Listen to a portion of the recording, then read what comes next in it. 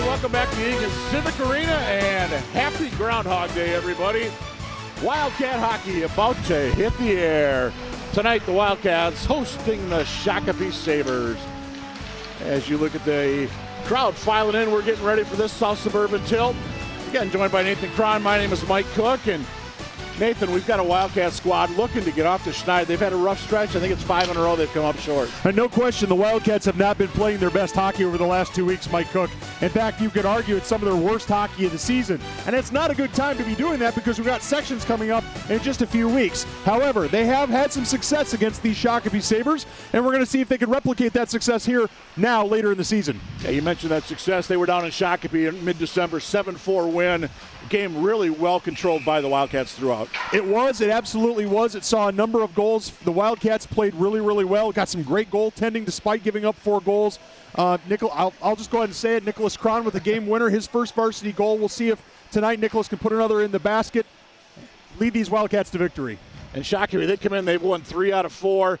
In those 3 wins, they've gotten at least 5 goals in every game. So it's going to be Eagan D is going to have its hands full tonight. Yeah, the Sabers are coming in red hot in terms of scoring. I think where the Wildcats really need to be added is the more time they can spend in the Shakopee zone. If they can keep that forecheck, keep the puck down in the Shakopee end, that'll mean less shots on Trigla Valley. It'll mean less shots they have to block, less time they have to spend defending, and more time they can spend trying to score goals, as the Shakopee Sabers have given up a few goals this year. They have. Well, we're going to find out if they do it again tonight. They said the team's just finished warming up. The Zamboni's out there. We'll be back in a few minutes for the start of tonight's game. The Sabers, the Wildcats, coming up next on ETV.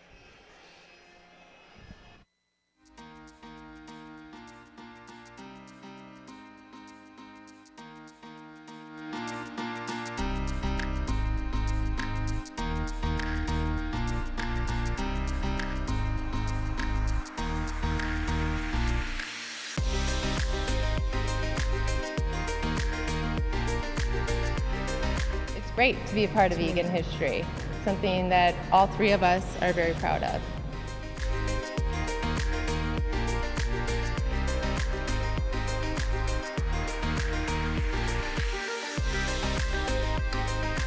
The population of Eagan is 51% female, so we've worked hard to get our department to reflect the population that we're serving.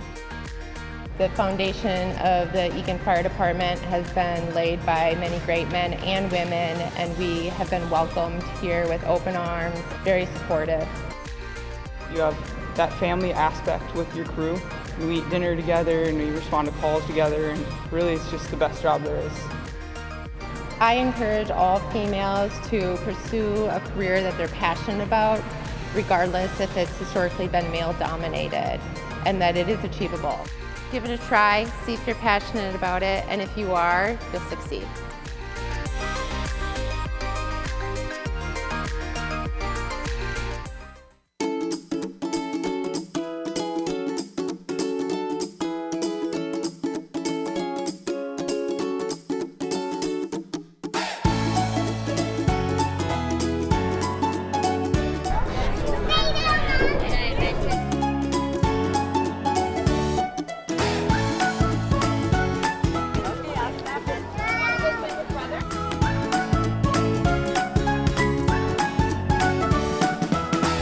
A space where someone could bring a family member or a friend or a neighbor and not have to worry about any exclusion. This park can adapt to all different people regardless of what their abilities are. On an average playground, I'll just be on the sidelines, be like, yay, yay, you did it. But now I get to be like, come on, let's go play all together, and it's pretty amazing.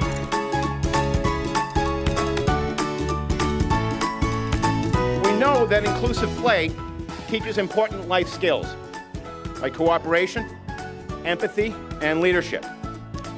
And it helps build relationships and community around those same values. Come to this park because you're gonna have an awesome time. It's inclusive for everyone. There's lots of things to do for both young ones and older ones.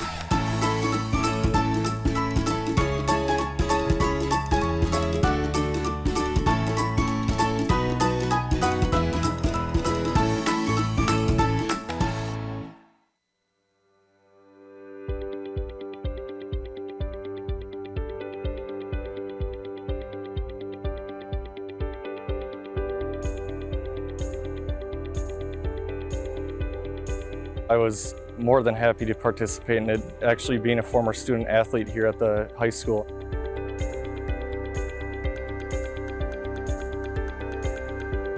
The ladder is an acronym: leadership, accountability, determination, discipline, empower, and resiliency. It's make sure you do your part, make sure you do your thing, make sure you get one step at a time and make sure you do your stuff, but at the same time, you got to bring people up on the ladder with you. Being able to do a photo with the fire truck, especially with the ladder, and climb the ladder with it was pretty fun. It's really nice as a football player to know that you have a community behind your back and that you have people there to support you.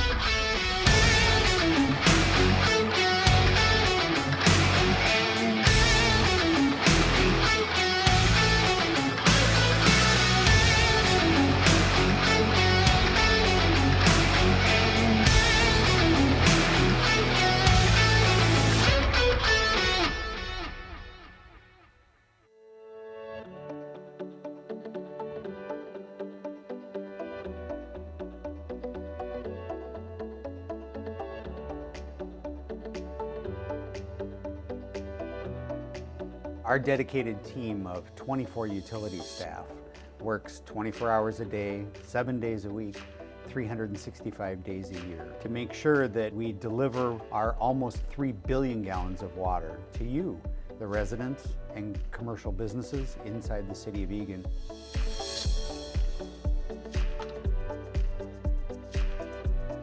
We are always investing and innovating to assure you, the public, get good, clean, quality water at a top value.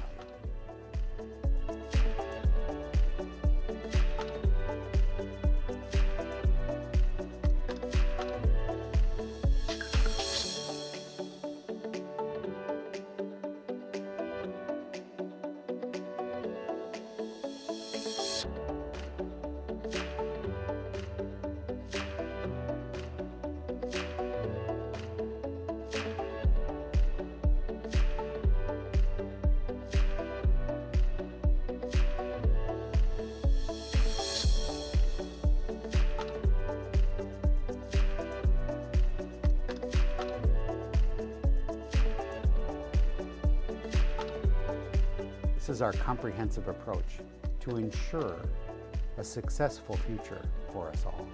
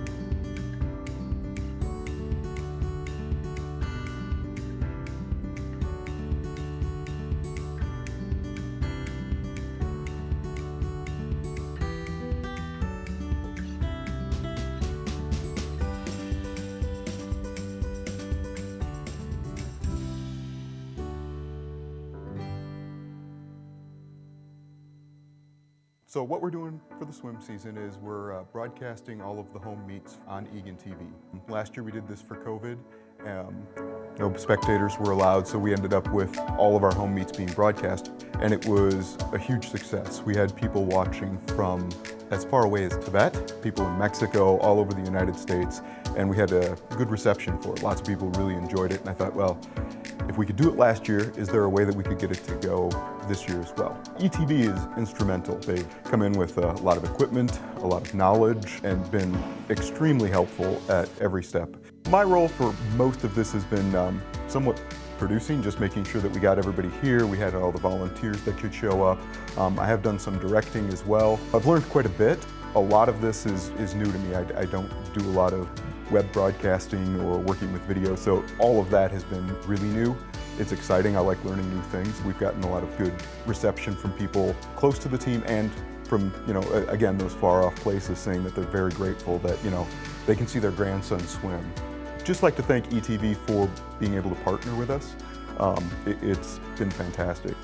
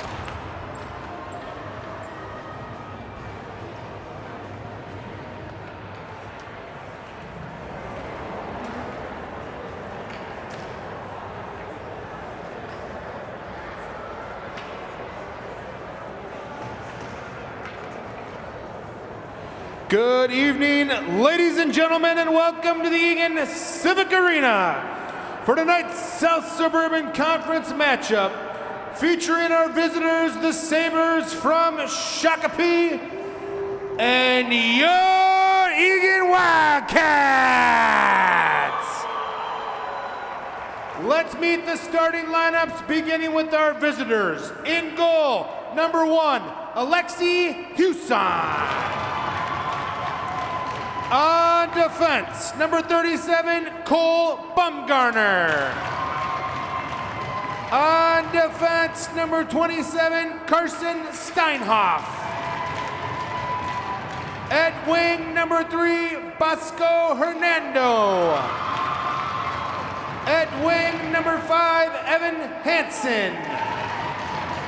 At center, number 15, Sam Zovic. Head coach of the Sabres is Kelvin Simon, assisted by Jeff Weber and Matthew Underwood.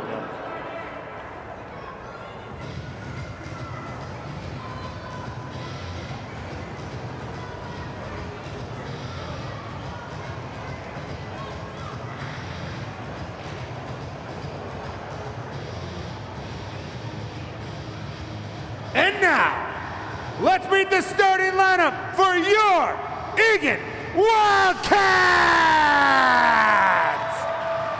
In goal, senior number 30, Trig LaValle!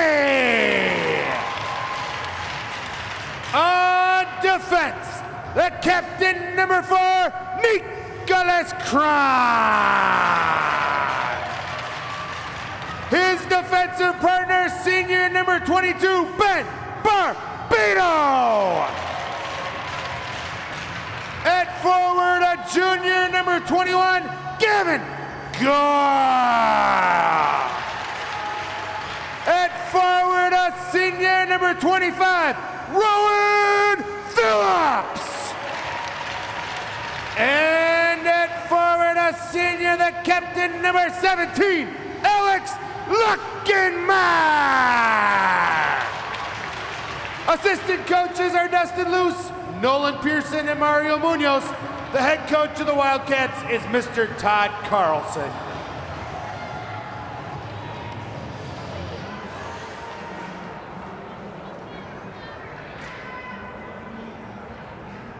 And now, ladies and gentlemen, we ask you to please rise, remove your hats, and join us in the playing of our Star-Spangled Banner.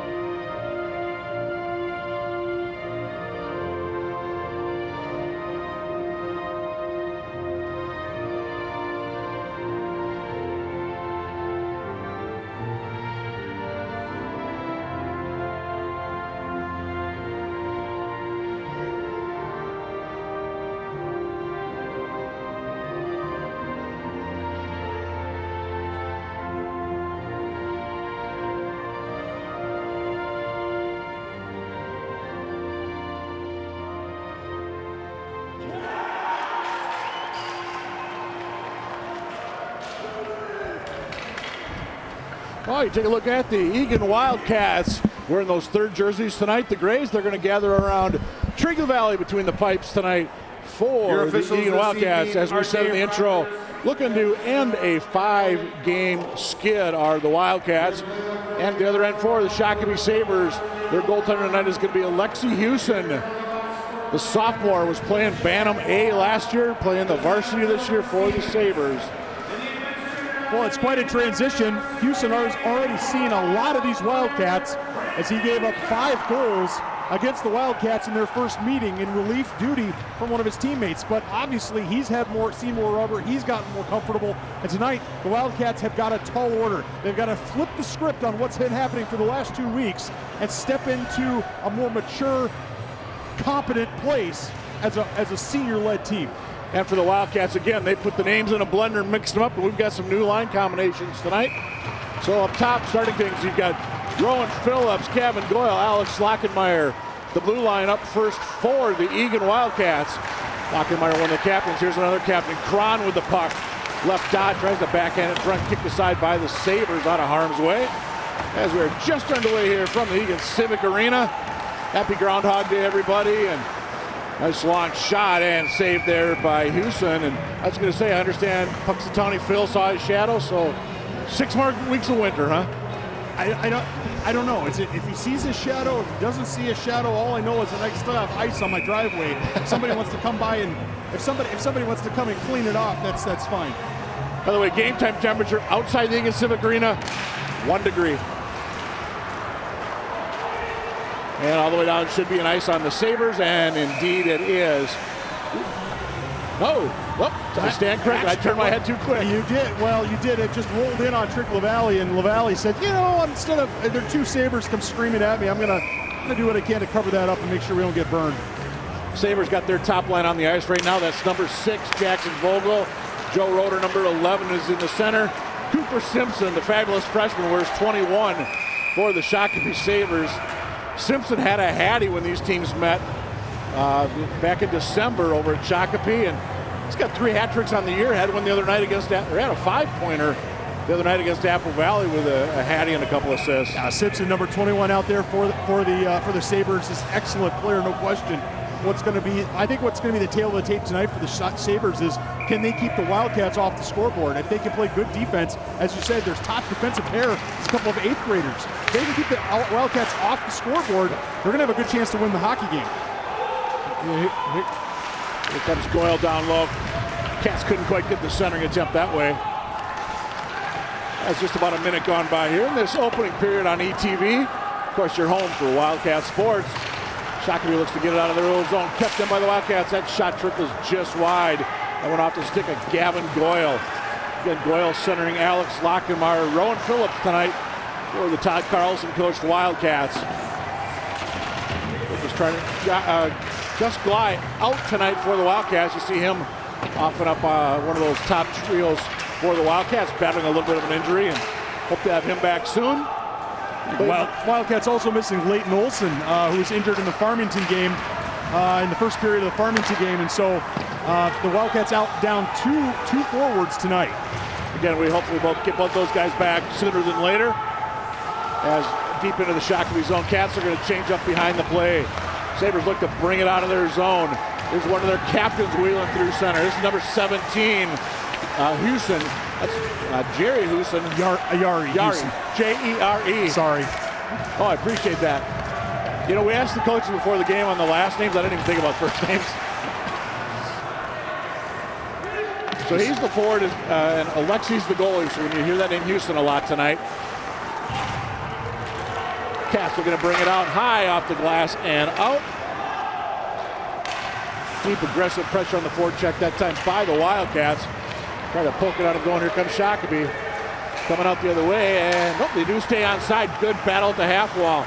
Wedward for the Wildcats. Langamo for the Sabres. Shakopee up to center, wheeling through with the left side long shot way wide of the cage that time. Zovic with the, I believe it was Zovic. Center in front, nobody there wearing black.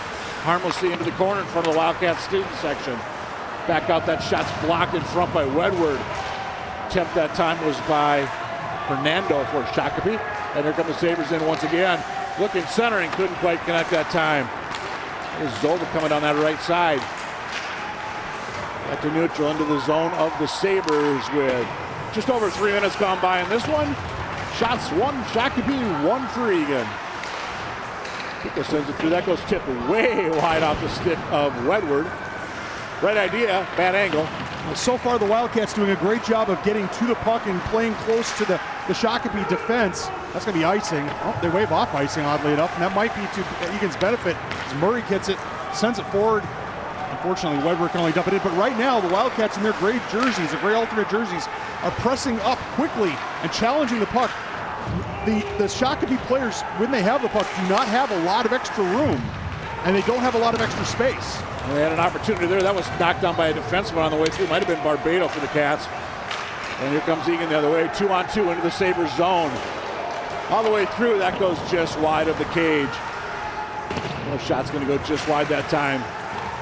Phillips over for the Cats, can't quite get it. Puck pops back out, nearly hits a girder here in the arena, but we play on. Long outlet pass, and Phillips get a piece of that. Doesn't matter because Shakopee intercepted. Here they come. Vogel to start things off, number 6. Sabres are going to regroup with their two eighth graders on defense. 27, Carson Steinhoff, who had a beautiful backhand tally against Apple Valley, and Cole Baumgartner is number 37. They're out in front, and it's 1-0 Sabres. Well, everybody was watching the puck. Nobody was watching the slot. And I think they're going to give it to Simpson. I think Simpson camped out. Let's see. He had a hat trick last time we played. Watch this as it's Baumgartner who circles. Simpson, not sure what. Yeah, it was Eddie Moore turned his back to it. Barbado had his back. I mean, yeah, just too many Eagan players had their back to that time to Simpson as he snuck into the slot. Can't do it. 4:29 the time on that one. It's going to be Simpson with the goal. Actually, Steinhoff will get the first assist, and we'll see if there's a second. Good word from Nick Johnson, the public address announcer here in the arena. Bottom line, 1-0 Sabres. 21, Cooper Simpson. Assist to number 27, Carson Steinhoff. Simpson from Steinhoff at 4:29 of the first. There you go. So as Ben Turcotte tries to keep the puck in for the Sabres, he's out on that defensive pairing at number 19. He's out there with Zane Orchard, number 14. Big hit there by Turcotte on one of the Wildcats. Now remember, the Wildcats went down against the Shakopee Sabres early in that game and came battling back, roaring back, answering quickly after Shakopee had scored. Next couple minutes for the Wildcats are going to be key. Nice job that time by Murray to stop the long outlet pass, trying to get to Yuri Huson. Shakopee trying to get something in front that time. Again, nothing able to happen that time. But again, the Sabres spending a lot of time in this Wildcat zone in the last few minutes. Here comes Wedward for Eagan. Wedward tries to toe drag, lost the puck in the process. Teammates were changing behind the play, but Shakopee able to control the puck with ease in their own zone. Look out the neutral, just laying. Nothing changes here for the Wildcats. They have to keep playing the game that they started playing. They just have to be able to turn defensively and make sure that they don't give up opportunities in that slot, which is how they got burned that time. Here comes Zovk again, number 15. One of 4 captains on this Shakopee squad. Far side, Hernando, number 3, gets in there. Right at center in front, tied up nicely by a Wildcat defenseman. 6 minutes gone by this one. 1-0 Shakopee. Simpson with a goal for the Sabres. The Cats can break it out of their zone this time. Goyle, and they're going to keep that same line. I thought the Cats would change it behind the play. Could be the get them to half wall. Shakopee able to turn, go, knock it out, and forcing Barbado to regroup for the Wildcats. Barbado had a goal a few nights ago down in Farmington. Tough 3-2 overtime loss for the Wildcats. Farmington scored, I think it was 37 seconds left in the OT. The Wildcats really feel hard done by in that game. They were the better team for about 85. You know, it might be a Farmington partisan watching, but I think they would admit Wildcats were better for about 80 to 85% of that game, and the referees swallowed their whistles in the last period and the overtime period, which do not inure to the benefit of the Wildcats as the puck is in front. And Houston able to get that save. As you said, good pressure there, Nathan, by the Wildcats. Getting some guys in front, create some opportunities. Absolutely, and I watch this replay coming up. Nice job there by, I think it's Goyle grinding down there. Check that, that's Hansen. And Barbado's down there. Barbado gets a shot in the head from from Simpson. I'm a little surprised the referees didn't at least pull Simpson aside and give him a stern talking to, because that's the kind of stuff that you probably don't want to escalate. Yeah, he had a quick shot there with Alexi Houston, the Shakopee goaltender. 287 goals against, 906 save percentage. He has blanked a couple of teams this season. For the Shakopee Sabers, who come into this game 9-9-1 overall. They're 4-7-1 in conference play. Cats, by the way, 7-11 coming in, 4-7-0 in conference play. And again, we said, Eagan, they've lost 5 straight coming into this one, looking to get some momentum going. We'll talk about it later, but they've got a tough schedule coming up to finish out the regular season. And then, of course, less than 3 weeks from now, section play will begin. Cats looking for that equalizer. Shock to be able to poke this one out. Pika for the Cats will dump it back in. Cats are going to tag. Actually, they're going to change the entire front line.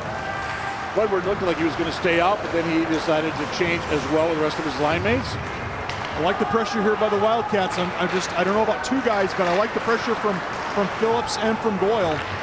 Speaking of Goyle, he's going to go in deep with the puck, number 21 in gray. Tries to center in front for Phillips. Big man couldn't quite get everything on that one. Here comes Cron back up top. Long shot through. That got steered into the corner. Might have went off the skate of the defenseman. And Cron tries to keep it on, unable to do so. All the way down. Will it be an ice on the Sabres? And indeed it will. We're just shy of halfway through this opening period on ETV. It's kind of a frantic opening period, Mike. I mean, it's not a lot of stoppages, no penalties. It's been kind of frantic, and tonight we're going to be talking a little bit about it as the evening rolls on. We do have little chippers between the first intermission, but tonight is Teacher Appreciation Night for the Eagan hockey team, and the seniors are going to be recognizing teachers that have contributed a lot to their lives and careers as students and student athletes. So we'll be on the lookout for that this year, tonight. We've got a whistle coming up because we're going to have icing again. I think it was an ice, yeah. Yep. Look at Ben Barbado, number 22 for the Wildcats. Speaking of seniors. Yeah, Barbado is recognizing, actually we'll talk about it right now, Miss Eklund, his driver's education teacher from Eagan High School. Barbado says she's a very caring person that's always there for him when he needed it. And that's obviously very important for any teacher. Absolutely. I know you and I had a chance to talk to Todd Carlson the other day, and of course we'll talk about that in a second. Here's Shaq with an opportunity, and the Valley hangs on. But Coach Carlson was saying, you know, that's such an honor for teachers to get that kind of recognition from their students. You know, you think about it. I mean, yeah, you're teaching with subject, but you're also helping develop these people into young adults, and just to get a simple thank you like that is really, really special to them.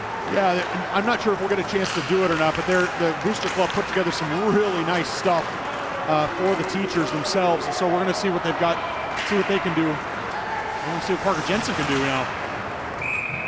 Backhands in, another save for Houston. So the teachers are getting a nice plaque, a laminated plaque, as well as a puck with a really nice sticker on it. They're all wearing necklaces that say All-Star Teacher on them. Maybe we'll get a shot at one point during the game. So bottom line is it's really, really important. Coach Carlson stresses the importance of being a student athlete. You're a student first. Very few of these guys are going to play professional hockey. All of them are going to be professional somethings, and that's what's important. Absolutely. Yeah, looking down, we've got one of the teachers to our right. Got some serious bling on that they have been given. We'll see if we can get a shot of that at some point tonight. But back on the ice, it's still 1-0 Shakopee, as the Eagan Wildcats look to regroup in their own zone. This will be punching in deep, will be number 13, Matt Hansen. Out there with 14, Eddie Moore, 23, Cam Roth. Cron's going to leave it near side. Knocked off the puck that time. Nice check by Joe Roeder for the Shakopee Sabers. And speaking of Roeder, couldn't quite get a hold of that one. Simpson kind of did. Simpson going to be slow to get up. A little extra pushing and shoving there between Simpson and Barbado. But we play on with almost 10 minutes gone by in this one. Didn't quite see what started that, but they were kind of staring down each other a little bit. I saw what started it. I'll tell you about it here in a minute. Cron to keep Simpson from scoring. Simpson deep behind the net, trying to control it for Shakopee, unable to do so. And the Cats, will they just send it out? Phillips couldn't quite get there. Nice play by the Shakopee Sabers, number 6, to come get that puck. That's Jackson Vogel in his winger spot. Back in. Cats nearly get the equalizer. Oh, what a play. What a nice play. We have a delayed penalty. We're going to get a trip. Yep. Big opportunity here for the Cats. Time of this one's going to be 10:27. See if we can see it here. Yep, that's a trip. And they're going to call it on 6. That's Vogel. That's who we were just complimenting for hustling back. Well, he's still a heck of a player. He just tripped a guy. It's not a hanging offense, but it's a 2-minute penalty. And hopefully the Wildcats are able to take advantage of this. The Wildcat power play has been a bit mixed in terms of results here for the last couple of weeks, and now the Wildcats have got to get their act together. And they were 0 for 5 in Farmington last time out. Just over 16% success rate on the season for the Eagan Wildcats. They keep it in on that far side right in front of the Shakopee bench. They do. Centered across. No, couldn't quite get good one on it. Was Lockenmeyer. By the way, Shakopee 81% on the PK. Cats controlling. There's Lockenmeyer. What's he going to do with it? Oh, kind of arcs into the corners. He's got deflected up and over. Doyle going to go in deep for the Wildcats as Wedward comes back to the point. Wedward has it. Keeps it, leaves it. Lockenmeyer. Lockenmeyer again, he's going to go down near side. Cross, couldn't quite connect that time with Wedward. Halfway through the power play, and the Cats can't control in the zone, have to regroup. Wedward bringing it right back in. Then Wedward back to Barbado with a blast. That goes wide. I do not want to get in the way of a Ben Barbado slap shot. No, I don't think so. Lockenmeyer, that was chipped by Cron in front. Didn't quite get the netting. We continue to play here in the Civic Arena. Cats, good pressure on the PP. Nothing to show for it yet. And as we said, once again, poked out. 25 to go with the man advantage for the Wildcats. And we've got a late whistle behind the play because the net is off. The net is off its moorings. Well, I think Shakopee, it actually helps the Wildcats here because our first power play unit had been out for 1:30, and you couldn't really say come and change in the middle of a power play. But that was some quality power play zone time there for the Wildcats. It also helps out Shakopee, of course, as they're able to get 4 new skaters. Yep. So this power play should be Pika with Phillips, 5 and 25 respectively. Henry Martin should be out there, number 12. Opportunity couldn't quite connect there. Cam Roth down in front, or Parker Jensen, I should say, down low. Cam Roth, the other member of this quintet, all the way down. That'll take care of the power play. Full strength, Simpson, Pika, the Valley. The Valley dumps it around in front of the student section for the Wildcats. Kept in nicely that time by Turcotte, albeit briefly. No, Shakopee, nice little move there at the blue line by number 21, Simpson. He does have the goal tonight for the Sabres. And a beautiful feed out front for an easy goal. Steinhoff the assist on that one. That came back at the 4:29 mark. In neutral, dumped in that time by Martin.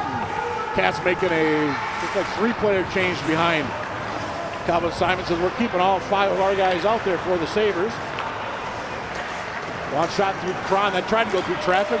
Stopped on the way through. I believe that was Langemo for Shakopee. And the Cats keep it the far side. Wrapped up Simpson, Wedward.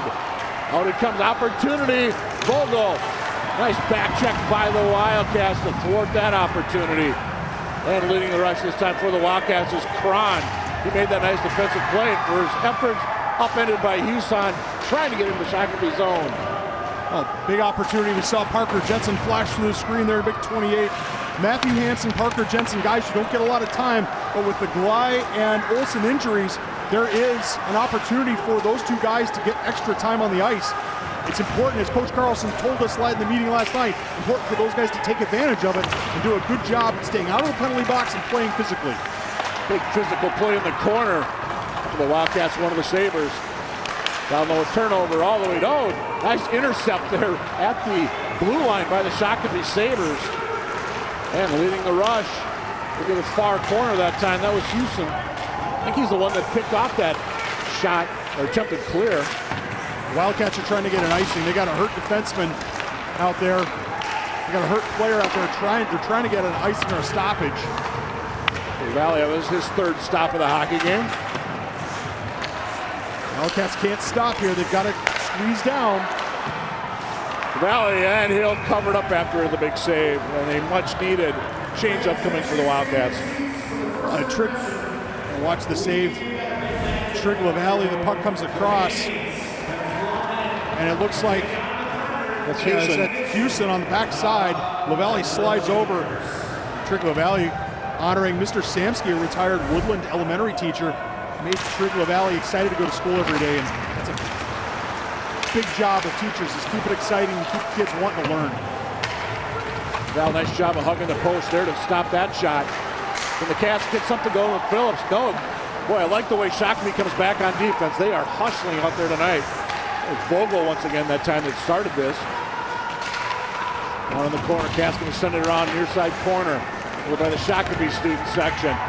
Pika's waiting back at the point. Will the puck get to him? No, it will not. Phillips, though, coming out of the zone and the intercept. And right in front of the Shakopee bench. Puck deep into the Sabres zone. Just over a minute and a half to go in this period. Again, 1-0 Sabres. Simpson with a goal early on for Shakopee. Both teams able to change some players as the puck deep in the zone. Puck was tipped on the way through, so we do play on. Big hit down in the corner, and these Shakopee fans love that hit. But here come the Sabres the other way. With 21 leading the rush. Simpson, toe drag, pass it across, couldn't quite connect. Whoa, what a hit that time. That was Houston, I believe, that got absolutely leveled. So Wedward really grinding out there. I'm not sure how long these referees are going to be able to keep from calling a penalty, as he should be drawing penalties right now. So if we get a replay on that hit, I'm not sure who it was. It might have been. Was Goyle. It Murray? It was Goyle. It was Goyle. It was backhand Moore. Steered aside Houston. Wedward battles with Simpson far side.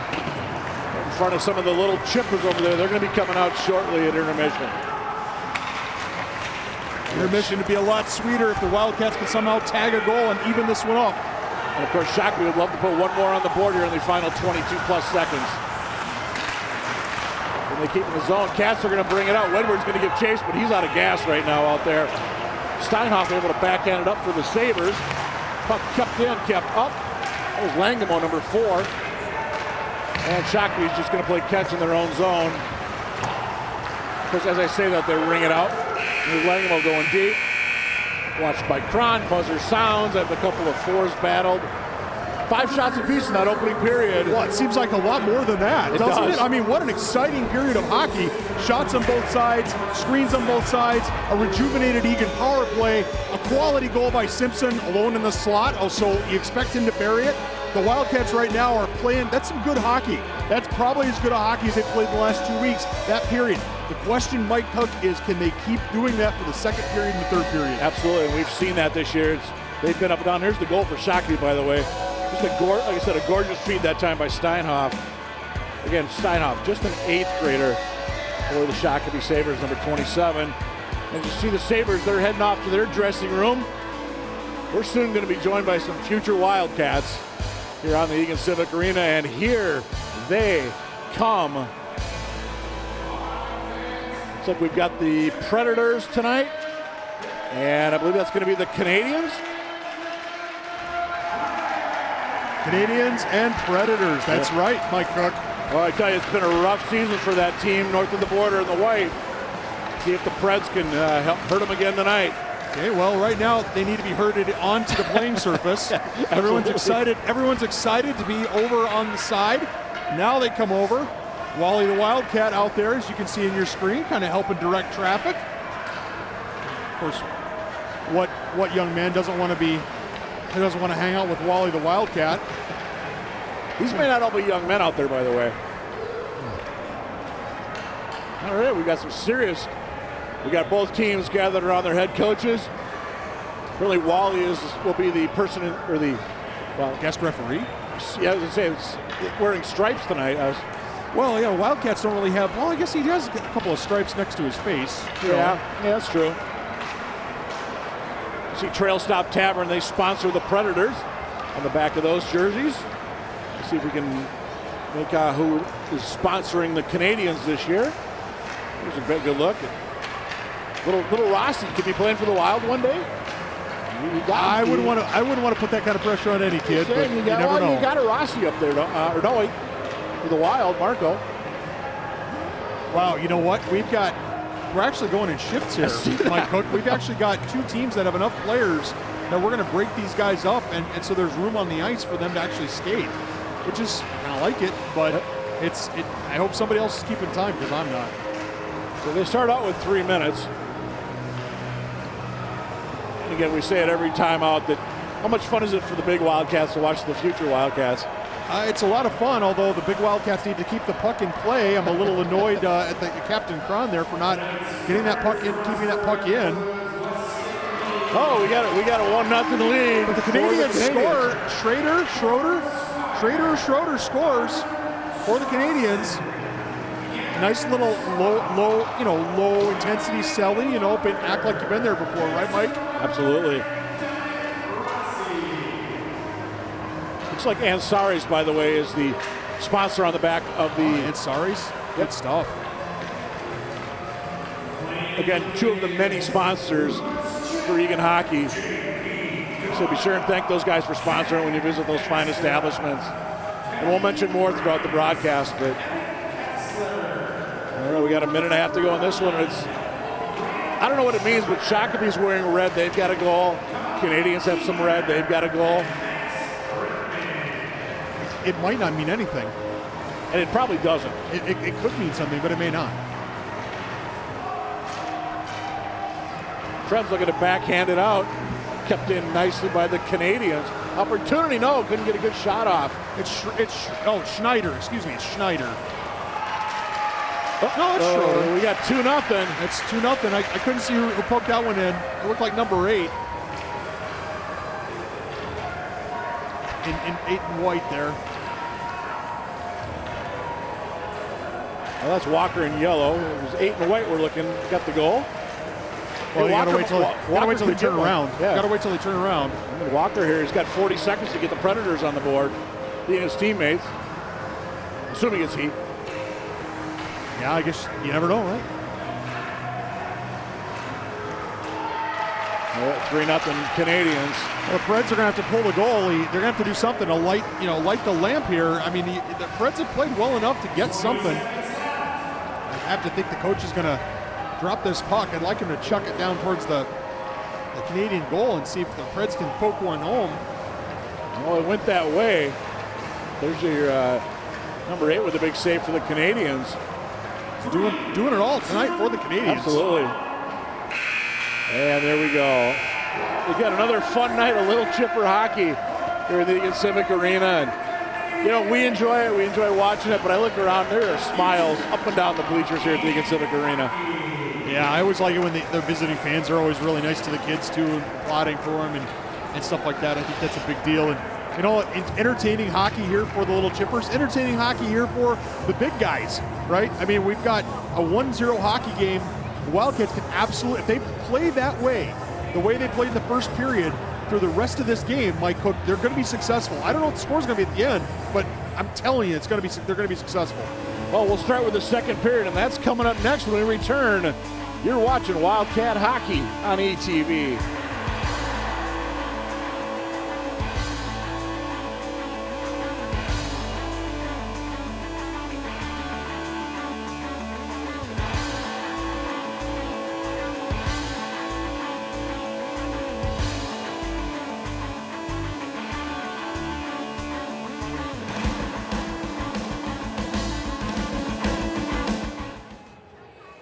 Hi, I'm Liz. And I'm Cameron. And today we're going to talk about how to take care of your skates.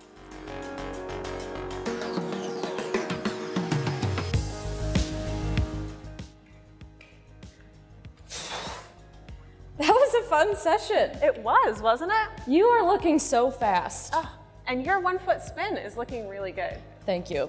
Took a lot of practice. Yeah, well, practice makes perfect. That's right. Now what do we do? Well, I think it's time for us to take our skates off. That's right. You know, while Cameron and I were getting off the ice, we made sure to wear these hard guards, which protect our sharp blades from anything that might be on the floor. That's right. So, but one time I forgot my hard guards. You did? I did. So I had to make sure that I only stayed on the rubber mats and stayed off of the metal bleachers and off of the concrete. That's a good idea. If you don't have your hard guards, you really want to make sure that the only thing your blades touch are these mats and the ice. And the air. So one thing I like to do before I put my hard guards back in my bag is give them a tap and make sure that all of the water gets off of the guard so it doesn't accumulate in my bag. That's a good idea. And it's kind of fun.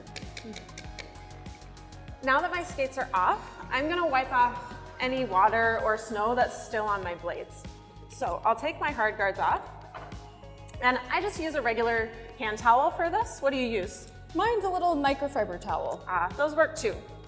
So when I do this, I'm gonna make sure that I wipe the part that touches the ice, the part of the blade that touches the ice, as well as up around here, around the top, because sometimes snow and ice can accumulate up there as well.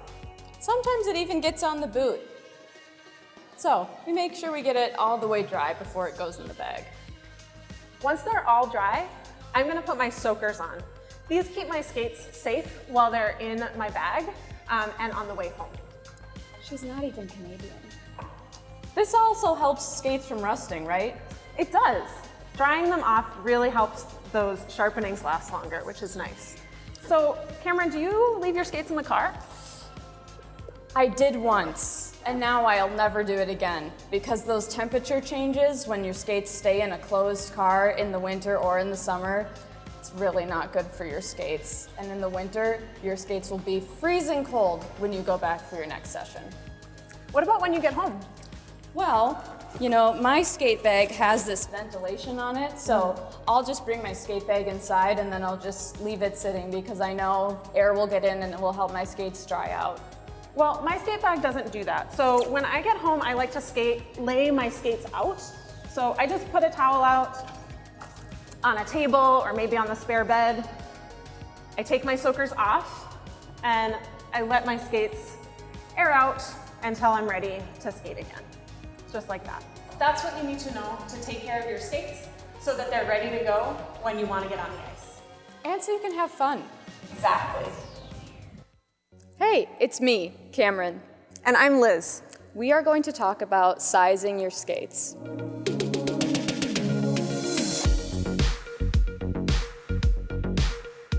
My skates are all tied. I think I'm ready for our lesson. Whoa, those look really big. Do they? They're the same size as my street shoes. And they're really comfortable. Yeah, I see a lot of space between your ankle and the tongue. I guess that is true. Is it hard to keep your ankles straight? It kind of is. I kind of feel like they want to flop over a little bit. Yeah, that doesn't seem safe. What happens when you bend your knees?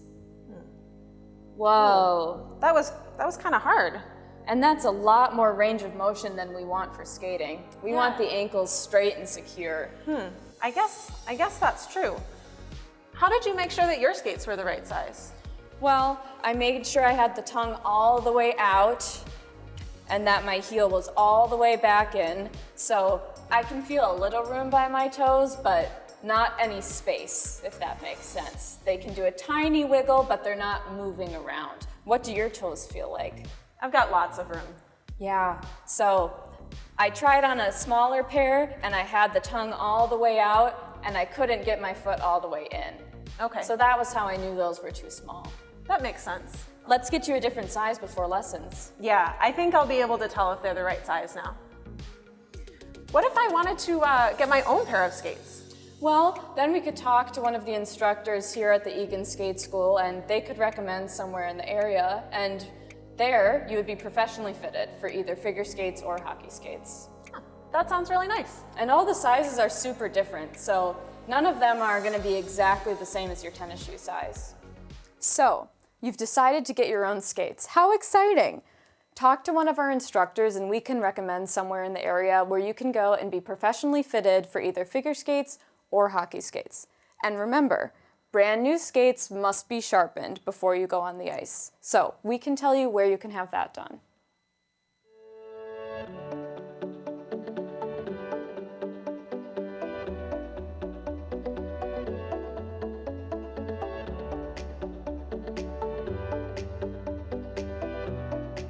Our dedicated team of 24 utility staff works 24 hours a day, 7 days a week, 365 days a year to make sure that we deliver our almost 3 billion gallons of water to you, the residents and commercial businesses inside the city of Eagan.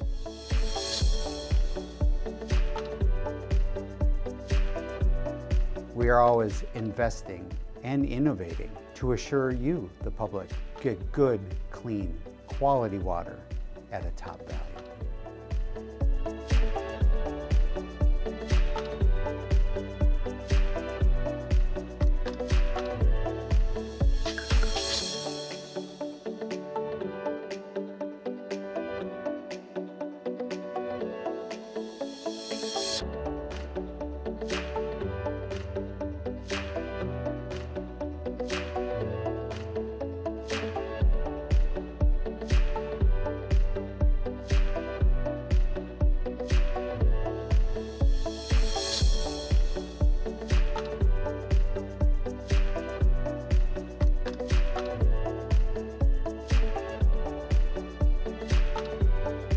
This is our comprehensive approach to ensure a successful future for us all.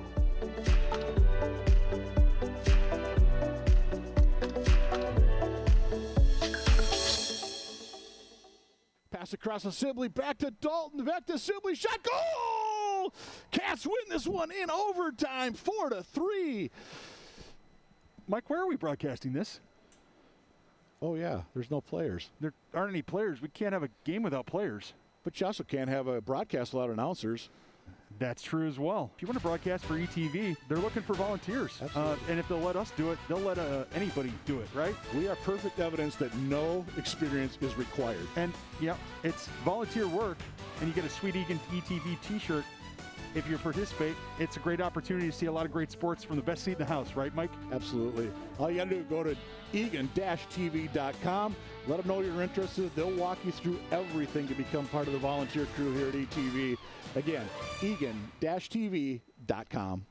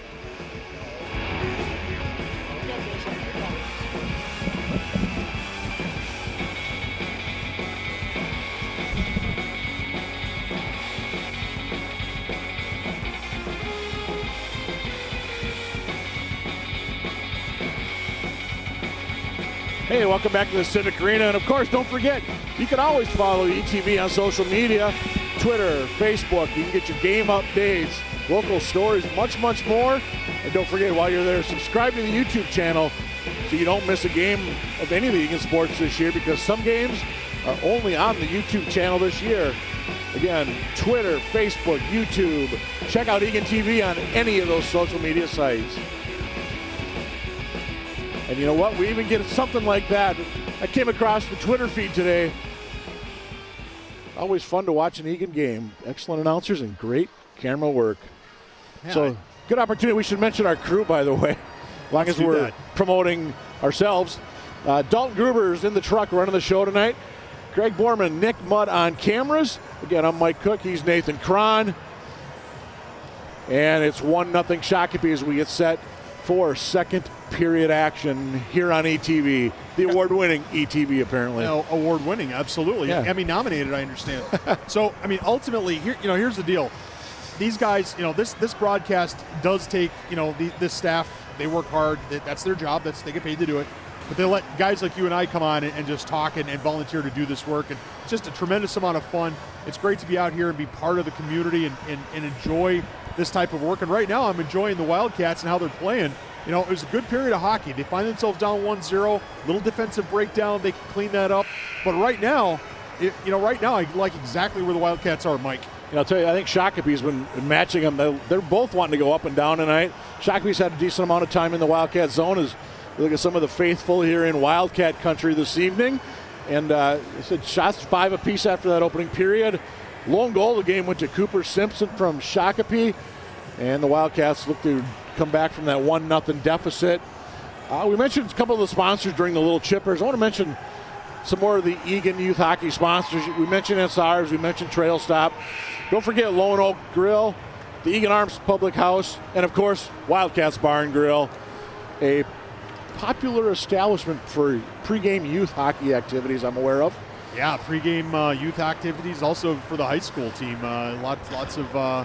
Lots of time spent there by a number of folks, and you know what? All of those places, to be honest with you, are really, really, really, really good. If anybody is watching in any of those establishments, you should let us know, and we'll give you guys an extra little shout out, because I'd love to be on while the Wildcats are here playing. And Wildcats in gray, Shakopee in black. We're going to see what the Wildcats bring to the table. Again, it's Teacher Appreciation Day. Just wanted to mention Nicholas Cron and Maxine Brickeisen, both honoring Kathy Gillen, a math teacher at Eagan High School. They describe her as an uplifting person who makes math fun. I mean, let's face it, if you can make math fun, that's about $32,000 of the $64,000 question, Mike Cook. I won't tell you about how far I got in math, but let's just say I probably never would have got to that level. I'm going to say something that's going to get me in a lot of trouble. That's okay. Are you ready? Go for it. Ready? Kathy Gillen was my high school math teacher too, when I was in high school here at Eagan High School. Okay. So that's going to make her mad. She's listening to this. She's going to be upset. She'll be mildly annoyed. That I had to bring that up, but I enjoyed very much having Kathy Gillen as my math teacher too. So I'm going to echo Maxime and Nicholas's impression. But let's see what the Wildcats bring here in this second period. I'm going to throw out real quick. One of my math teachers at Rosemont High School, because Eagan wasn't built yet, Frank Senta, longtime assistant in the Burnsville program, was the Irish coach back in the day. So local hockey fans, I'm sure they know who Frank Senta is. As Shakopee hasn't slow to get up as Joe Roeder. Okay.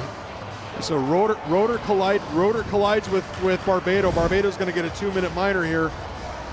That's an unfortunate collision. I see why they're going to call it, but if you look, Barbado's eyes are on the puck. He's not looking at Rader. That's definitely not going to be any more than a 2-minute penalty. It's either going to be interference or it's going to be a trip. I'm not sure.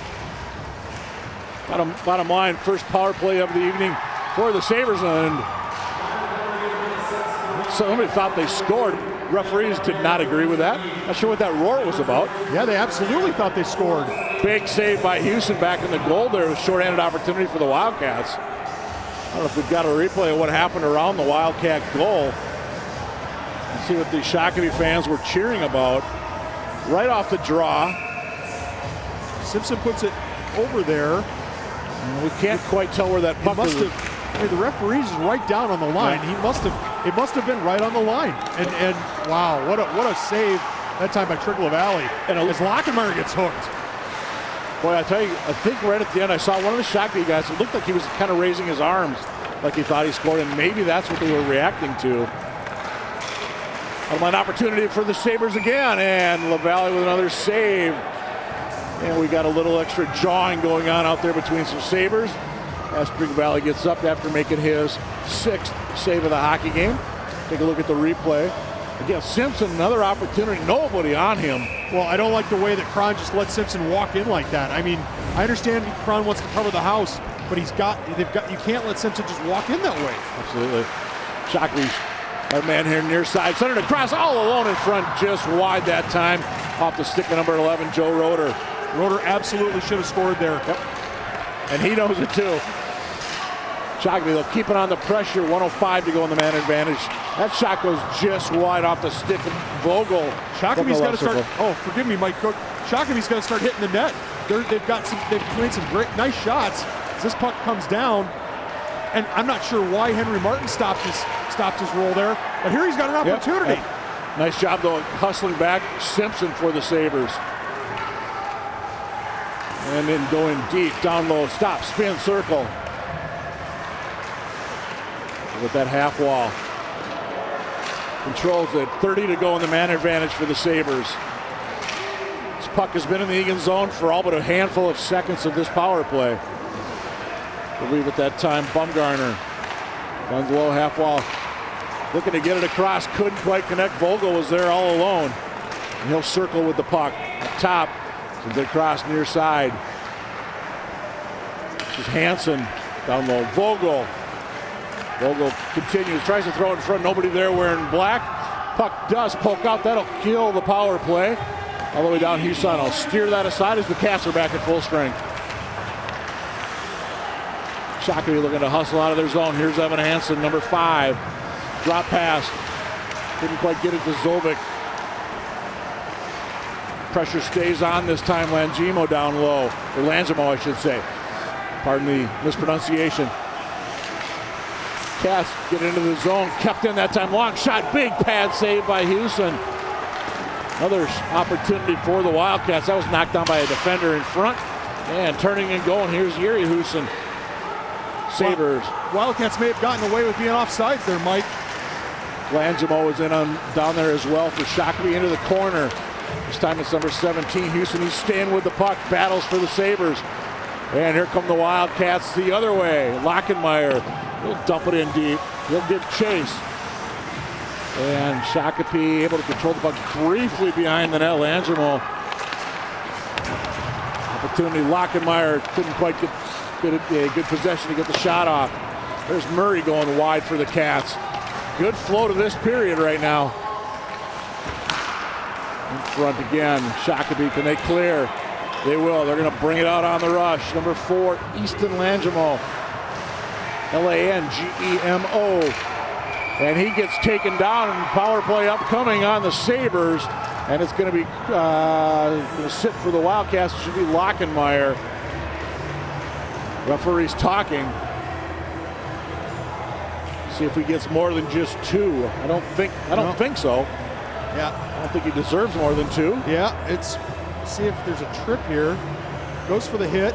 Oh, knee to knee, kind of. Yeah, well, I mean, it's front to front. Yeah. I mean, that's not knee to knee. Yeah, and it is just a minor. It should be a minor, and arguably, if it's interference, they call it a trip. But the Wildcats have got to do better here about not taking penalties. But I'm not sure. I mean, I understand these guys are going down, and I know it doesn't look good, but that's front to front. 2 players going head to head. Both players can protect themselves.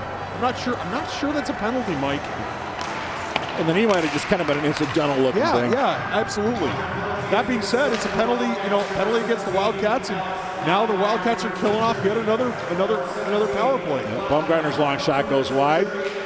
Shakopee's going to get it back. This will be the other 8th grader back on the defensive line, Steinhoff. Tried to get it back to him, knocked out of harm's way nicely by the Eagan Wildcats. That was Goyle. Redwood gives chase. Takes a precious few seconds off that clock of the Sabre power play. Shakopee full head of steam coming out of their zone. Wheeling all the way down is Vogel. Tries to get around his last man, defending nicely that time. I think that was Cron. And puck up, out, and Shakopee will have to regroup once again. But boy, Vogel was absolutely wheeling into that Wildcat zone. Aggressive play that time. That's Henry Martin in deep for the Wildcats. Shakopee a little harder time getting out of their own zone this time. Wildcats doing a good job on that forecheck. Garner, number 37. You know who's in deep for the Wildcats, don't you? Oh, it's absolutely number 12. It's Henry Martin. The pest. 39 to go, man advantage for the Sabres.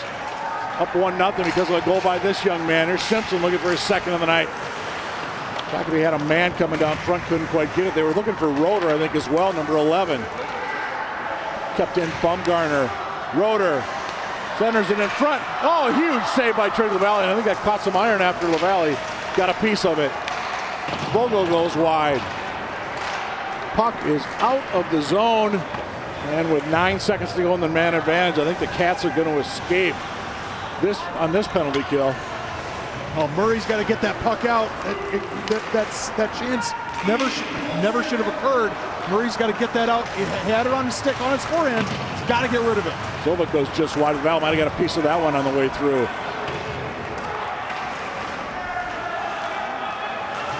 Big hit and almost landing in his bench was Langmo. And we've got an icing on the Eagan Wildcats. How in the world is that icing? That's, I mean, honest to God. He's got to reach out with his stick 3 feet. I mean, come on. Come on, guys. We've seen, I mean, that's just what, but right here, what a save by LaValle. Off his nub of his stick, maybe? It might have been off the iron. Off the iron, too. I think it was maybe off the stick and off the iron. So Shakopee inches away from going up 2-0. Except for the Wildcats, keeps a 1-goal deficit.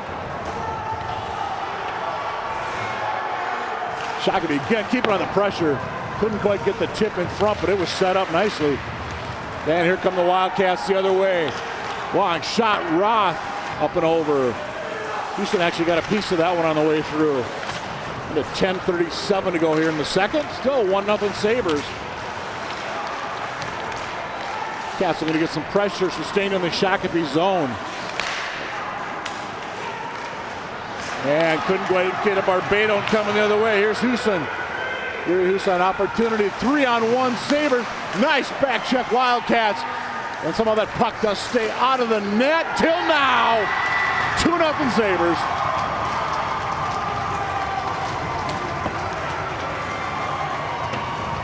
Well, I think they're giving that to Langamo.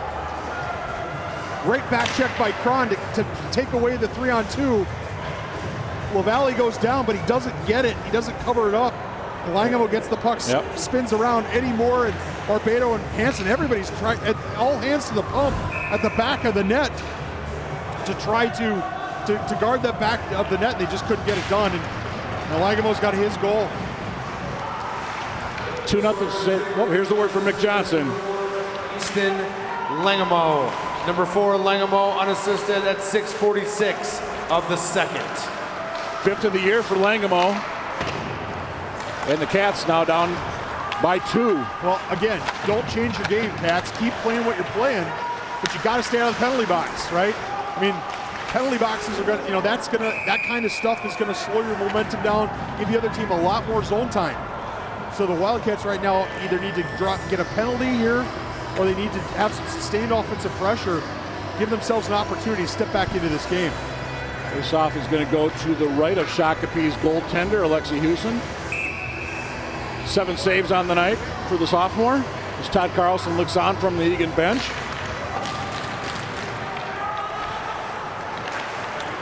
Here's Simpson.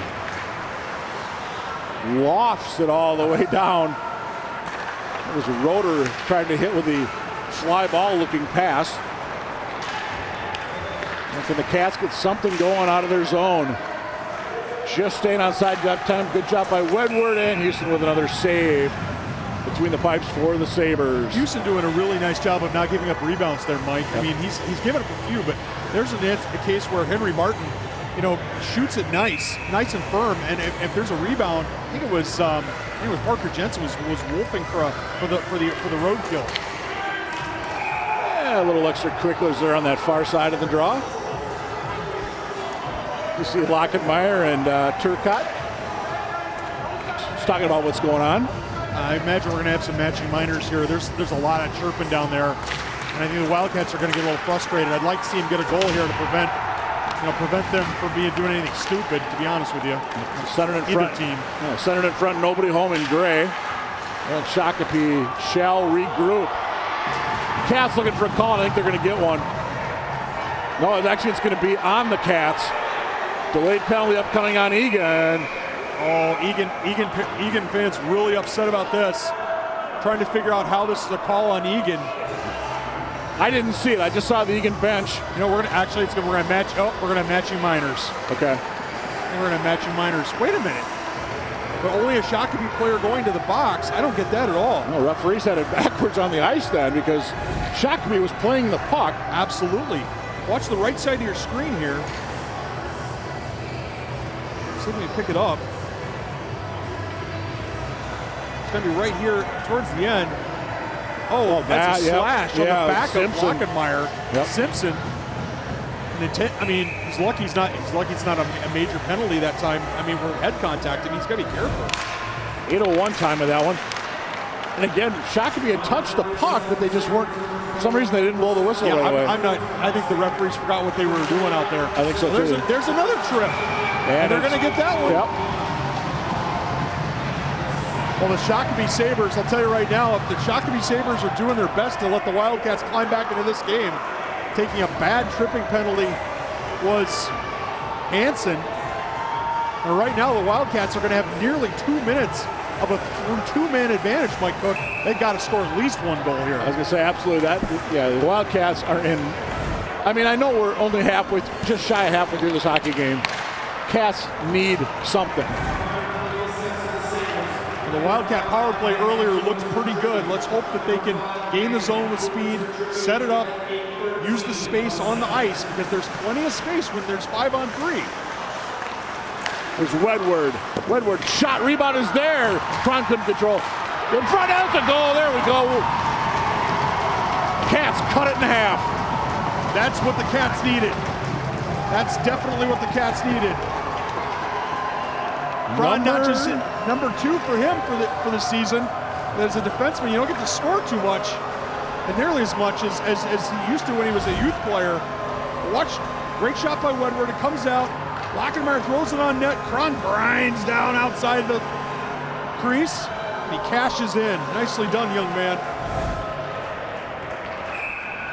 8:35 power play tally for Cron and the Wildcats. It's going to be Cron. I think it's going to be Cron from Lockenmeyer and Wedward, and the Wildcats still have a power play. Well, here comes the official announcement. On the power play, number 4, Nicholas Cron. Assistant number 17, Alex Lockenmeyer, and number 10, Dylan Wedward. Cron from Lockenmeyer and Wedward at 8:35 of the second. All right, Cats have got it, cut it in half. They're looking to get the equalizer. No, couldn't get the good shot off that time. Minute to go in the man advantage for Eagan. They're going to get it back down low, send it back up top, shot all the way through traffic, rebound. Couldn't quite get there, was Cron that time. Got Wedward out there as well. Try to see who else is out on that power play right now for the Wildcats. Should be Lockenmeyer is up top.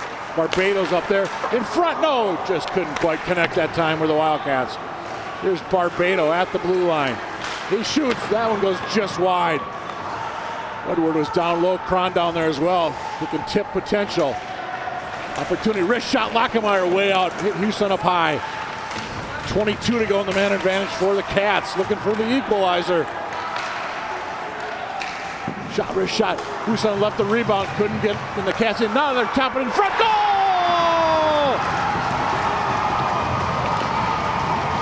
Goyle makes it 2-2. Wow, this Wildcat power play out of nowhere has decided we're going to absolutely take over this game. I'm not sure what's going on with this power play, but I like what I see. If you're a Wildcat fan, Goyle by himself over on the side puts it. Poor Houston didn't really have much of a chance there. No. To be fair, though, he took away a big part of the net. Goyle just sniped that over his head, and we have a 2-2 hockey game. Goal number 8 for Gavin Goyle. Here we go again. The Wildcats on the power play. Number 21, Gavin Goyle. Single assist to number 22, Ben Barbado. Goyle for Barbado at 10:01 of the second. Well, you know what I like about those 2 power play goals? 5 guys had points. Yeah, I don't know if that's a record, but it's certainly about as good as you can get. So it's Cron from Lockenmeyer and Wedward. And then Barbado gets the assist on the Goyle goal. And it's 2-2 with 6:13 to go in the second period. And I'm just going to throw this out there. It's 2-2 in the second. Today's date, 2/2/22. Well, if only it was 2 minutes and 22 seconds left in the period, and Yeah, each team well, had 22 shots on goal. That's too much. But I mean, come on. Now here's the thing.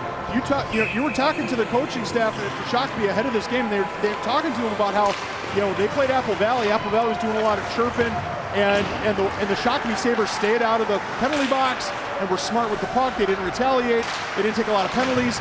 Well, what did they do? They had a 2-goal lead, and then they take 2 penalties in succession. The Wildcats cash in, and now we've got a 2-2 hockey game, Mike. And there's some excitement inside this Civic Arena that wasn't there a little while ago. And it's not just the youngsters that are up on the glass. They're running up and down as the play goes on. Sabres looking to get some momentum back on the visitor side. Here's Wedward, he gets knocked off the puck in front of the Sabre bench. Martin, Barbado moves, deep shot. Martin couldn't quite get the tip on that one. Nice defensive play in there by, I believe that was Steinhoff for Shakopee. Cats, they have found their stride. Here's Barbado, he dumps it in. Bumgarner to give chase. Cats gonna change up 3. Puck is up, out, offside, Sabres. I was going to say something we're seeing, Mike Cook, is Simpson getting really frustrated down there. He's not only did he take a penalty, I believe he took a penalty. Yeah, not only did he take a penalty on the slash to the back of the head of Alex Lockenmeyer, he also just was really frustrated there getting in offsides. And here come the Cats again down the far side. I think everybody ended up in that net. I'm not sure if the puck did, but bottom line is we're going to have a whistle. I don't think we're going to have any penalties here, but face off in the Shakopee zone. Agree with you there. Watch Lockenmeyer put his head down. I love it. I love it when players do this. They say either I'm going in the net or the puck is. Nice job that time by number 7 for the Lucas Larson. Larson did a nice job that time of poking it off his stick. But I like that, driving the net. You see some of those little Wildcats, those little chippers are super excited down there on the glass. Yeah, they've been running up and down here the last, couple minutes of live action. Fun to see here on a school night, no less. Inside 5 to go in the second period. A 2-2 hockey game. Sabres, Wildcats here on ETV. Quick stop spin goes just wide of Houston. Cats another long shot. Houston watches that one go aside. Here's Lockenmeyer down low. We'll send it around. That's going to be Phillips, I believe, down low for the Cats. It's the Goyle, Phillips, Lockenmeyer trio. As I say that, icing on the Shakopee Sabres. And you talk about a guy like Rowan Phillips. Let's talk about his favorite teacher. Yeah, Rowan Phillips wanted to honor and recognize Mr. Pritzel, an English teacher at Eagan High School, for it being an English teacher that can rap. Now, I wonder if Rowan's got video of that, because I suspect that the kids nowadays, that they got to take their phones out every time that can happen. But thank you for Mr. Pritzel. Well, there's got to be a TikTok on that somewhere. Is that what the kids still do? Do they still do TikTok? Oh, I think isn't that the big thing now? Hey, you and I are old. Face-off going to come outside the Shakopee zone after that whistle. Cron chirping it is. I'm not sure if he's hard done by there or not. I mean, Cron shot it into and off the boards trying to chip it deep and went into the Eagan bench. And I'm not sure if, I think somebody was leaning out over the bench. So I think he's a little irritated. The puck back in the zone of the Shakopee Sabers. Been there a lot since the Cats had that two-man advantage, and actually they got 2 goals out of those 2 power play opportunities. As in deep was Houston, couldn't quite get there in time, and we should come all the way back to the Saber zone. Yeah, we're seeing some definite frustration here in black and red. I mean, the Shakopee Sabers had I wouldn't say control of the game really by the throat, but they were certainly in a very good position to extend their lead, really put the screws to the Wildcats, and now the Wildcats have come roaring back. I see Dylan Wedward out there on the draw for the Wildcats. Dylan Wedward wanted to recognize Mr. Pearson, his band teacher at Eagan High School. Dylan is in the band, makes the band enjoyable even on Mondays. And hey, anything that's going to make a Monday just a little bit better works for us. I mean, the Shakopee's in offsides. I mean, that was an easy play. Yep. That was an easy play for Langamo, and you can see him. His arms, shoulders are down, his head's down. He's like, geez, I can't believe my teammate stepped in over the line. If you're Calvin Simon, their coach, do you think about taking your time out? Not yet. I don't think so either, but you gotta think about it at some point. And Houston just puts the glove down on that one. Wedward trying to poke that one in from a little ways out.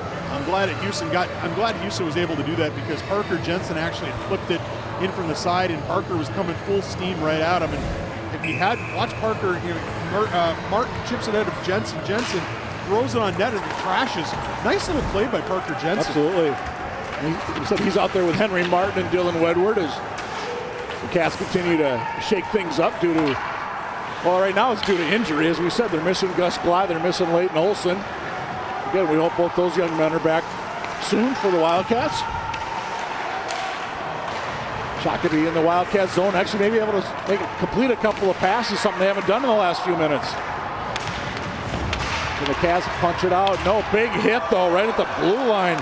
Orchard and Barbado collide. Backhand in front. Cats trying out once again. Orchard hustles over, couldn't quite get there. And the Cats are going to change 3 as we have an icing against I'm not sure if we're gonna, forgive me, Mike, I didn't mean to talk over you there. I'm not sure if we're going to see a replay there or not of that flurry, but what a play by Cron to get that puck out of the zone. Absolutely. Holy cow, that was what we call in the business the ant scramble. Watch this scramble. The puck is all over the place. The defense is all over the place. Cron pokes it, then snags it, and is able to get it up off the glass and get it out. Just moments before, Orchard did a really nice job, 14 in black, of keeping that puck in for Shakopee. Not a long shot. That was kind of kicked aside that time by LaValle. And Shakopee, I was going to say forced to regroup, but said they're going to have an opportunity because it's icing. Now, speaking of Parker Jensen, we're going to honor Mrs. Gustafson, a work experience teacher at Eagan High School. Parker said she pushed him to be a better person. And again, regardless of whether you can necessarily understand the Pythagorean theorem or the 5 causes of the French Revolution, being a better person is definitely what we're about. Here comes Lockenmeyer for the Cats. Long shot, Houston watches that one go wide. Shots right now 15-11 in favor of the Wildcats. 10-6 this period for the home team. And we've got, I believe, Sabers are going to be offsides. They're offsides, and now it's becoming. Now we've got a mental concentration issue in black and red, Mike Cook. We've got it. That's the 3rd or 4th time in this period they have been offsides and not known they were offsides. I know they're hustling hard. They're giving every effort. I'm not suggesting the effort's not there, but you can see the coaches shaking their heads like, what are we doing out here? Because right now, the Wildcats are in this game and the Sabres they seem to be discombobulated. You saw Calvin Simon, Shakopee's head coach. Simpson, deep. LaValle, another big save. Penalty upcoming though on the Cats. It's going to be a slash. I think that's a good penalty. I'm going to tell you right now, Mike, I think Cron's going to go to the box here. They're going to call Cron for a slash or a hook. Yeah, right. They kept Simpson from trying to score. Time of this one will be 14:48, so Shakopee on the power play almost the rest of this period. So 12 seconds in at the end. But we mentioned Simpson a lot tonight. He leads Shakopee. He now has 17 goals on the season for the Sabres. Vogel is second with 12. And Houston's just going to watch that one go, deflect that one into the corner. Easy save off his stick. By the way, no other Saber double digits in goals this season coming into this one. Here's Vogel, Steinhoff, Vogel tried to get it to Steinhoff in front. Roeder for the Sabres, down low, half wall. Simpson. Roeder's up top. Does he get it? No, Simpson will keep it. Tried to get it across, couldn't get off the shot. Was Vogel that time, and the puck comes all the way out and back down. Power play half over. Vogel, number 6 in black and red. Vogel backhand LaValle save. Cats couldn't control the rebound. Vogel tripped on his own there. Shakopee keeping the pressure in the Wildcat zones. We're inside a minute to go in the second. They crossed, nobody home. Baumgartner up top. Shot through traffic. That was tipped by Roeder. Back out. Nobody at the point. Cats get an opportunity. Coming the other way. Here's Lockenmeyer.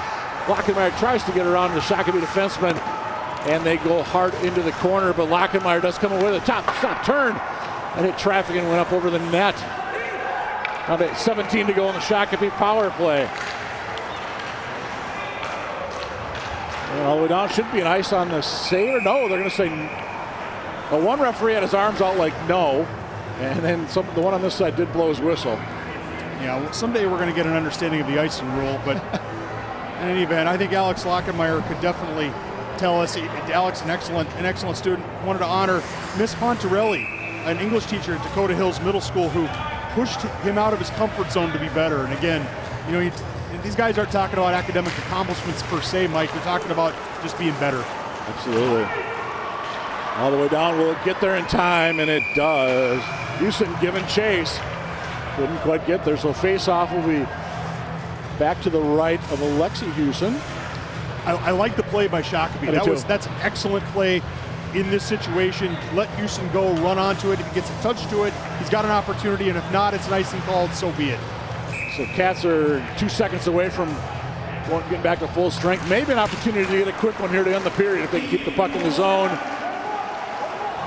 They're able to. Wedward, he couldn't quite control. Here comes Shakopee the other way.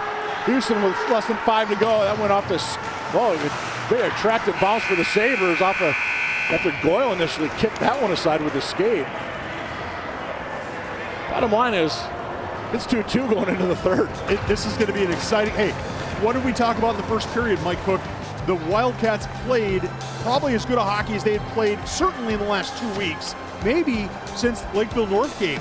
The best period of hockey, they followed it up with, I honestly say, will tell you, another good period of hockey. As you see there, the Shakopee Sabers able to net there to get their second goal, and then a great scramble goal in front of the net for Cron, and then another save, and then finally another snipe there by Goyle. So, I mean, the Wildcats playing some good hockey. They followed up the first period with a good second period. Now it remains to be seen. It's all there for you to play for in the third period, young man. Well, do we have 17 minutes to go, or do we have more? We're going to find out when we get set. The third period action is coming up shortly here on ETV, your home for Wildcat Sports.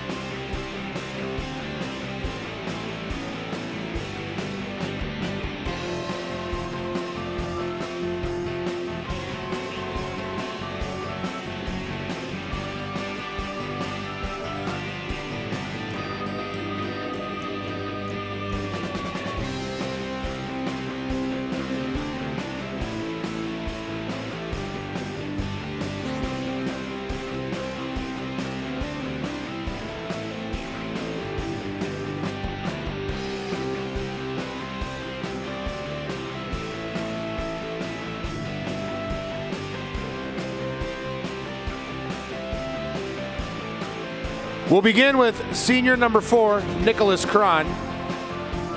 Nicholas Cron has chosen Miss Gillen, as well as senior number 9, Maxime Breckheisen.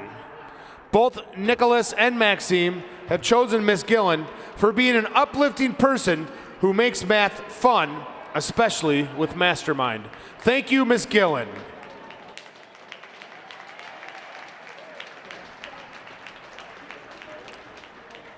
Next up, senior number 5, Eric Pika. Eric has chosen his 3rd grade teacher at Deerwood Elementary, Miss Danich. And he says the reason is that she built a great community in the classroom. Thank you, Miss Danich.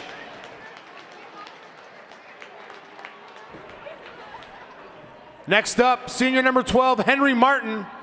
Henry has chosen legendary math teacher at Eagan High School, Mr. Stevens, because he's a fun teacher who is easy to talk to. Thank you, Mr. Stevens.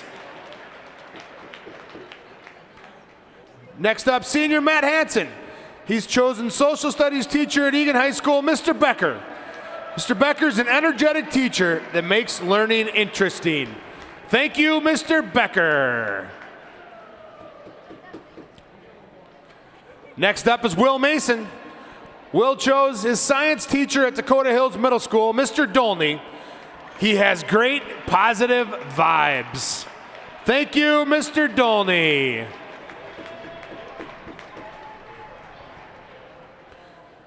Next up, Alex Luckenmeyer. Alex chose his English teacher at Dakota Hills Middle School, Miss Pontrelli. She pushed me out of my comfort zone to be better. Thank you, Miss Pontrelli.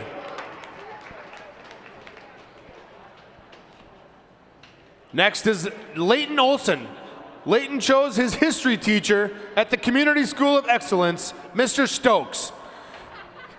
He enjoyed walking into his classroom every day. Thank you, Mr. Stokes.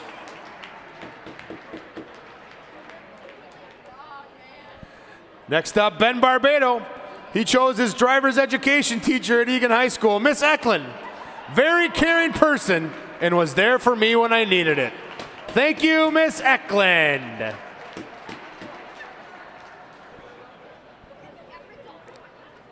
Next up is Rowan Phillips. Rowan chose his English teacher at Eagan High School and Cincinnati's #1 fan, Mr. Pritzel. An English teacher that can rap. Thank you very much, Mr. Pritzel. Next up is Parker Jensen. Parker chose an amazing work experience teacher at Eagan High School, Mrs. Gustafson. She pushed me to be a better person. Thank you, Mrs. Gustafson. Next up is Trig LaValle. Trig chose retired Woodland Elementary teacher, Mr. Samsky. Made me excited to go to school every day. Thank you, Mr. Samsky. And lastly, Dylan Wedward. Dylan chose his band teacher at Eagan High School, Mr. Pearson. He makes band enjoyable even on Mondays. Thank you so much, Mr. Pearson. We'd like to thank all of our teachers. How about a round of applause one more time in honor of our teachers? Thank you very much to all of you.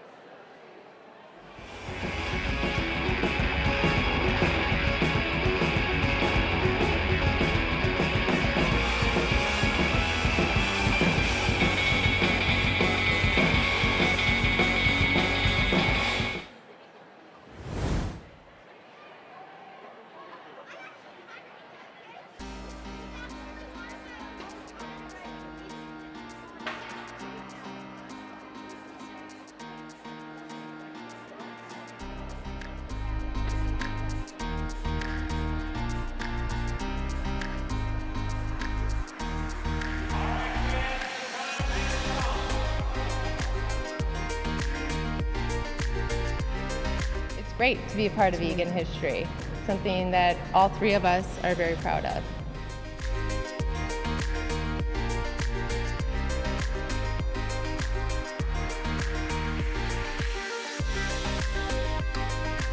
The population of Eagan is 51% female, so we've worked hard to get our department to reflect the population that we're serving.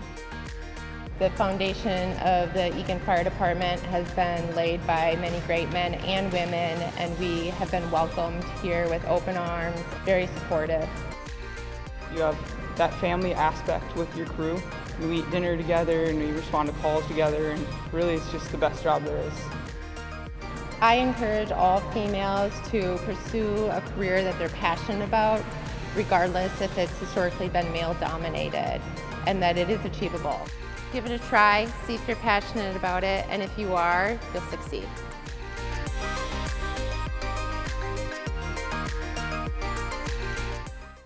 Hi, I'm Sarah. And I'm Susanna. We're going to talk to you about on-ice and off-ice safety.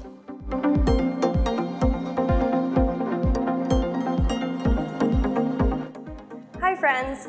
We're going to talk a little bit about safety today before we get on the ice. One of the first things to look for is down at your feet. It's really important to make sure that you don't have laces that are hanging. You can either tuck them into your socks or into a pair of tight pants. That's so much better. The next thing that I want to talk about is keeping our heads safe. I recommend, whether you're 2 or 62, if this is your first time skating or your first time taking classes, that you wear a helmet. You can bring a bike helmet from home, or you can rent one here at the rink. It'll look just like this. I feel ready to get out on the ice now. How about you? I'm so excited to step out on the ice with you guys, but we have to talk about one more thing first so that we can be really safe. That's falling down and getting up safely. When I feel like I'm going to fall backwards, I bend forward, my knees bent, my arms out in front of me, and leaning forward. That's gonna keep me from falling backwards. If I'm still gonna fall, I'm gonna try to go down safely to one side. That's the easiest way to do it. When I'm ready to get up, I'll put my hands and knees on the ice, put one foot up first, but keep my hands firmly on the ground. Put the other foot up, and then stand up slowly. If my feet are stuck apart, I can walk them in. I feel ready to get on the ice now. Let's go. We have to remember to watch our step, and we also want to look left and right before we get on, just like when we're crossing traffic. Whoa! That was Coach Susanna. Let's hear some more from her. Hi there! I heard you are all ready to get on the ice. We're gonna start off with our safety pose again, because as you can see, we're on the ice, and now it's really slippery. We're gonna go over our safety pose one more time. Knees are bent, hands are out in front of me, and I'm leaning forward just a little bit so I don't fall backwards. When I fall onto my side if I can. I get on my hands and knees, one foot goes up, then the other, and I keep my hands on the ice until I feel safe enough to stand all the way up. A few more things to keep you safe. Skates are really sharp, so let's try not to kick when we're on the ice. When you do fall down, let's try and get up as fast as we can, and do so in a safe way. If you're ever in a lesson, it's really important that you are always listening to your teacher. And a really good way to show that is your feet are nice and quiet. The other thing we want you to make sure that you do is to take your time. Whether it's new or old skills, just for your safety and your friend's safety, we want to make sure that you're going nice and slow so no one gets hurt.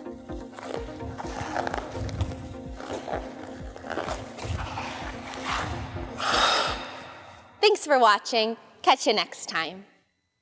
Hi, I'm Liz. And I'm Cameron. And today we're going to talk about how to take care of your skates.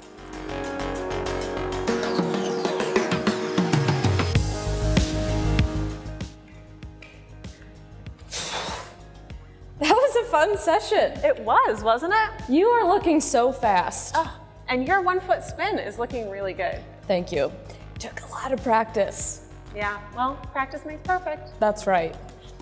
Now what do we do? Well, I think it's time for us to take our skates off. That's right. You know, while Cameron and I were getting off the ice, we made sure to wear these hard guards, which protect our sharp blades from anything that might be on the floor. That's right. So, but one time I forgot my hard guards. You did? I did. So I had to make sure that I only stayed on the rubber mats and stayed off of the metal bleachers and off of the concrete. That's a good idea. If you don't have your hard guards, you really want to make sure that the only thing your blades touch are these mats and the ice. And the air. So one thing I like to do before I put my hard guards back in my bag is give them a tap and make sure that all of the water gets off of the guard so it doesn't accumulate in my bag. That's a good idea. And it's kind of fun. Now that my skates are off, I'm gonna wipe off any water or snow that's still on my blades. So I'll take my hard guards off, and I just use a regular hand towel for this. What do you use? Mine's a little microfiber towel. Those work too. So when I do this, I'm gonna make sure that I wipe the part that touches the ice, the part of the blade that touches the ice, as well as up around here, around the top, because sometimes snow and ice can accumulate up there as well.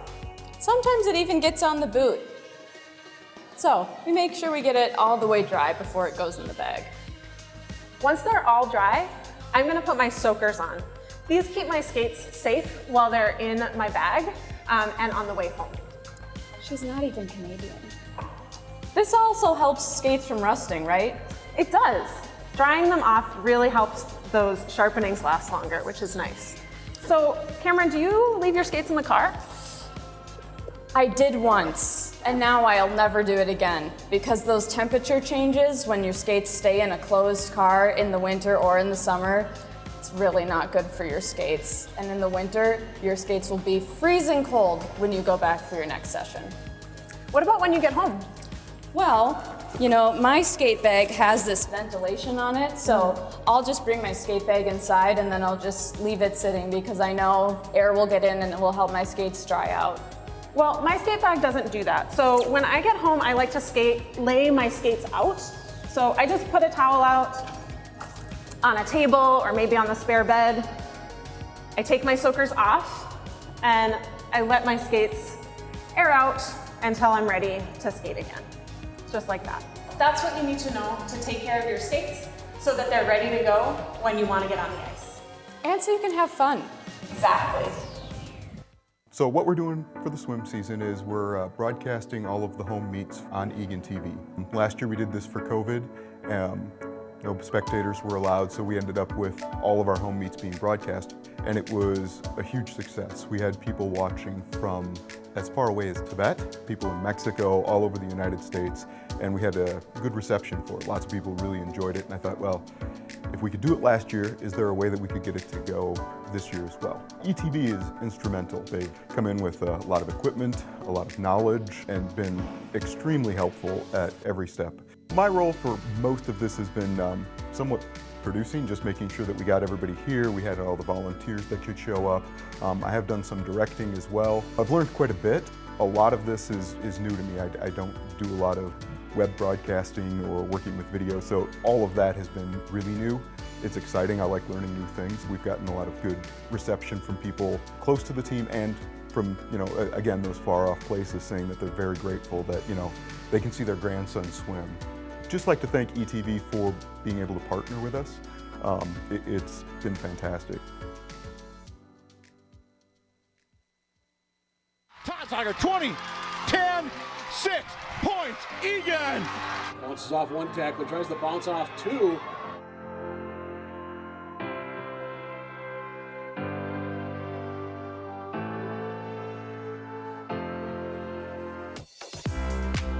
It's funny, back when I worked for the local paper, the Sun Current, I'd heard through one of the sports editors that they were looking for some folks, made a couple of contacts, and lo and behold, hey, come on out, we'll get you going. And here we are, 1997, we're calling football games. Talked to Coach Nick Johnson out at practice, who's injured, what's going on, what are his thoughts on the game. It's just having that relationship with the coaches, talking to some of the players once in a while, hey, what's going on? Tell me about, Eagan football, kind of behind the scenes stuff. Obviously, we're looking up a lot of stats. Game day, we try to talk to coaches from both teams. but there's fans from other schools that are watching this game, and we try to at least know something about the other team. A couple of quick memories. There was a guy named Joe Maurer that played for Cretin, threw I think 7 touchdowns in a playoff game. I heard he turned out to be a pretty good athlete. We did the first game up at TCO Stadium, we're the home of the Vikings, when Eagan played Farmington. And of course, who can forget 2020, the Eastview win? You snapped that 27-game streak, and I just remember our call at the end was something like, hey, the streak is over. Nathan Cron and I, who've been doing games together for 5 years, we were just quiet. Let the pictures do the talking, let the joy show for all those kids, all the players. Just a fun time that night. I got to give a shout out to Nathan Cron, by the way. He and I have been doing football for, I think, 5 years now. We've been doing hockey for a number of years, and I think we really make a good team. We've gotten compliments on what we do, both from fans, from school officials, players, coaches, and that's why we do it. I mean, it's all about the teams. It's about the community. It's the personnel you get to know, and you're really rooting for those people. You're rooting for the community, the kids. You want to see them do well. And granted, you're going to look at the scoreboard and maybe they lose by a wide margin, but you look at the little things that are going on in between. Did you win this play? Hey, did the O-line play well? Did the D-line play well? Things like that, and just to see the improvement, I mean, that's what keeps it going. I enjoy doing it. It's that simple. It's fun to be part of the environment there in Wildcat country. We've seen where that stadium can be rocking on game nights. You've got the pit up there bouncing up and down, the band shows up. But the whole Friday night lights spectacle, it's just a fun time, and it's just fun to be part of it. I still love sports. I love being part of the community. If I wasn't calling the games, I'd be there anyway. Hopefully we'll keep doing a lot more years of it.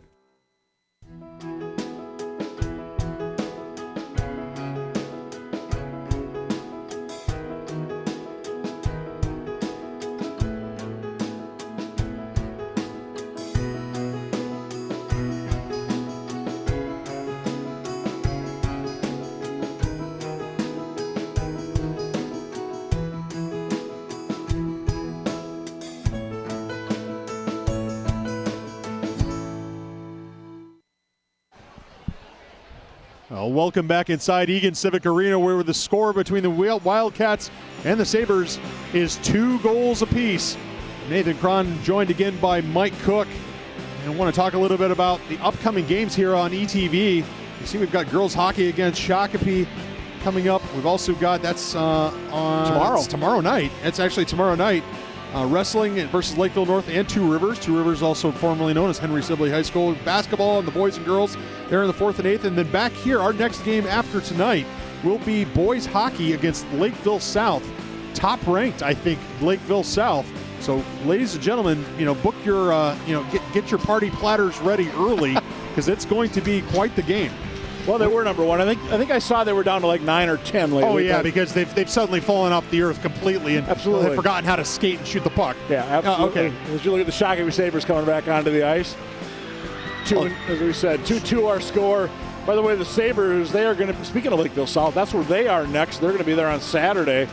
And they've got 3 of their last 4 at the Shakopee Ice Arena. Prior Lake, Rosemount, Farmington, and then they finish at Eastview.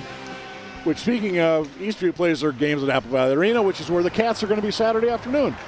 Yeah, Cats will be taking on Apple Valley. A big opportunity here to finish this game out strong with another good period of hockey. See if the Sabres have gotten some of their composure back, as they really started to lose it there in the second period. Wildcats took advantage, to their credit.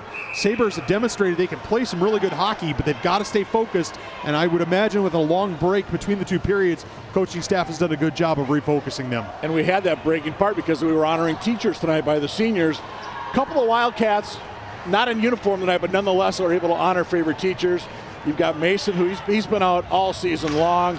And, of course, Leighton Olson as well. Will Mason. Let's start with Will. Yeah, Captain Will Mason wanted to honor Mr. Dolney, a science teacher at Dakota Hills Middle School, for having great positive vibes. And Leighton Olson wanted to honor Mr. Stokes, his history teacher at the Community School of Excellence, because he enjoyed walking into the classroom every day with Mr. Stokes. I want to mention Stokes real quick. He also coaches the Eagan Bantam B2 team. The Bantam B2s won the Badger State Games tournament over the weekend down in Wausau, Wisconsin. Knocked off some of the, I think it was 3 Cheddarhead teams, and that was a team that was supposed to go to Duluth. That got canceled because of a referee shortage. Team managers figured out, hey, we can go to Wausau, so they did. And they come back with the hardware. So congrats to the Bantam B2 squad. Not sure how that puck stayed in play. Long shot. Houston with the save for the Shakopee Sabers.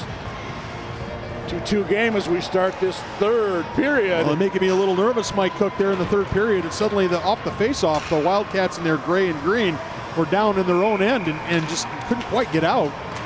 Now the tables have flipped, and we're going to see if the Wildcats can get some offensive zone pressure. Shots in favor of the Wildcats, 16-12 here, early stages. Period number 3. Is this where they say the next goal is a big one? Well, they could say that, although I'll tell you right now, Mike Cook, every goal is a big one. Absolutely. The way these teams are going up and down the ice, I'm not sure the next goal will be enough for either team. No, I guess I'm going to agree with you there, Mike. I'll be absolutely shocked if this game finishes 2-2. I imagine both teams are going to have an opportunity here to score. Question is, which team can capitalize? Absolutely. Face off to the left of Trig Laval. Well, he's got 10 saves tonight for the Wildcats. Turcotte shot, that never got through. Henry Martin hammered into the ice off the face-off. The boys on the glass looking for a call, didn't get it. There's Wedward in deep for the Wildcats. Shakopee looking to turn the tables and come the other way, and here they do.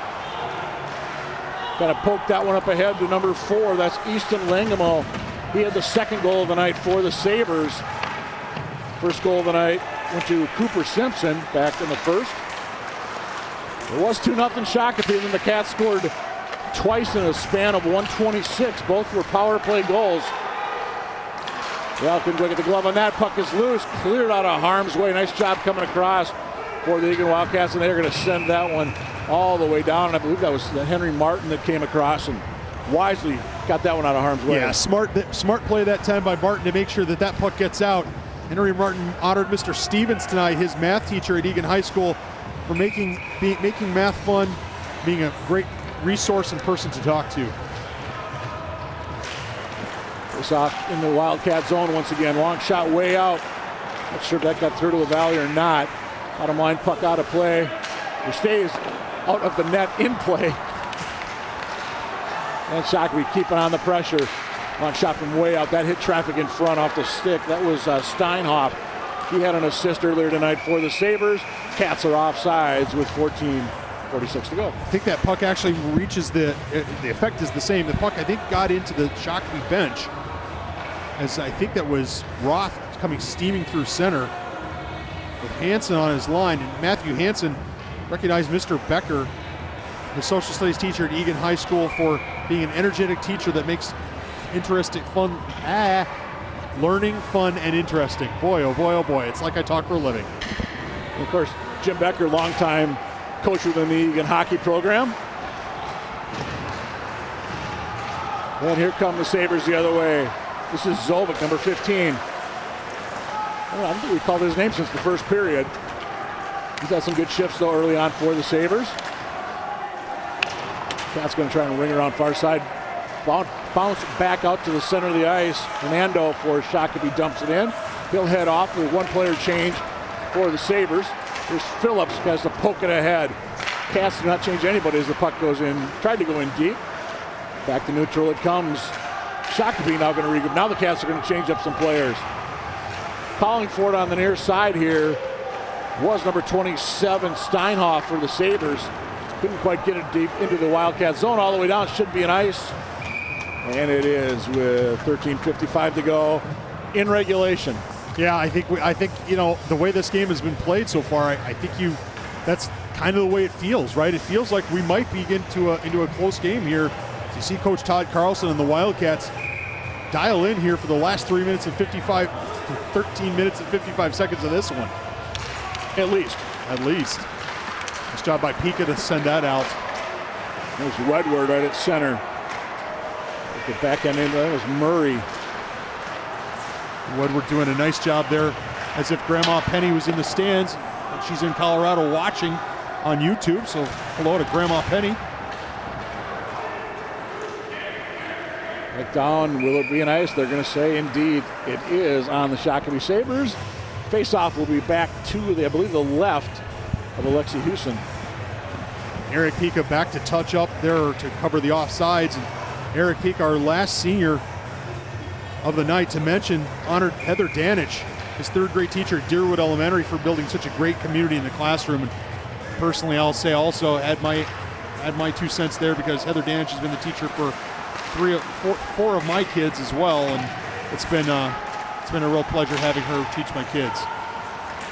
You know what? There are so many wonderful teachers Absolutely. in Eagan High School, the elementary, really throughout District 196, and I'm sure you can say the same thing about the teachers in the Shakopee district. And oh, absolutely. You know, all the more power to them for everything they do. I mean, only a dozen of them got recognized, but all of them deserve to be, I think. Shakopee, the puck in the Wildcat zone. Valley watches that one high up into the netting, and will face off to his right with 12:55 left.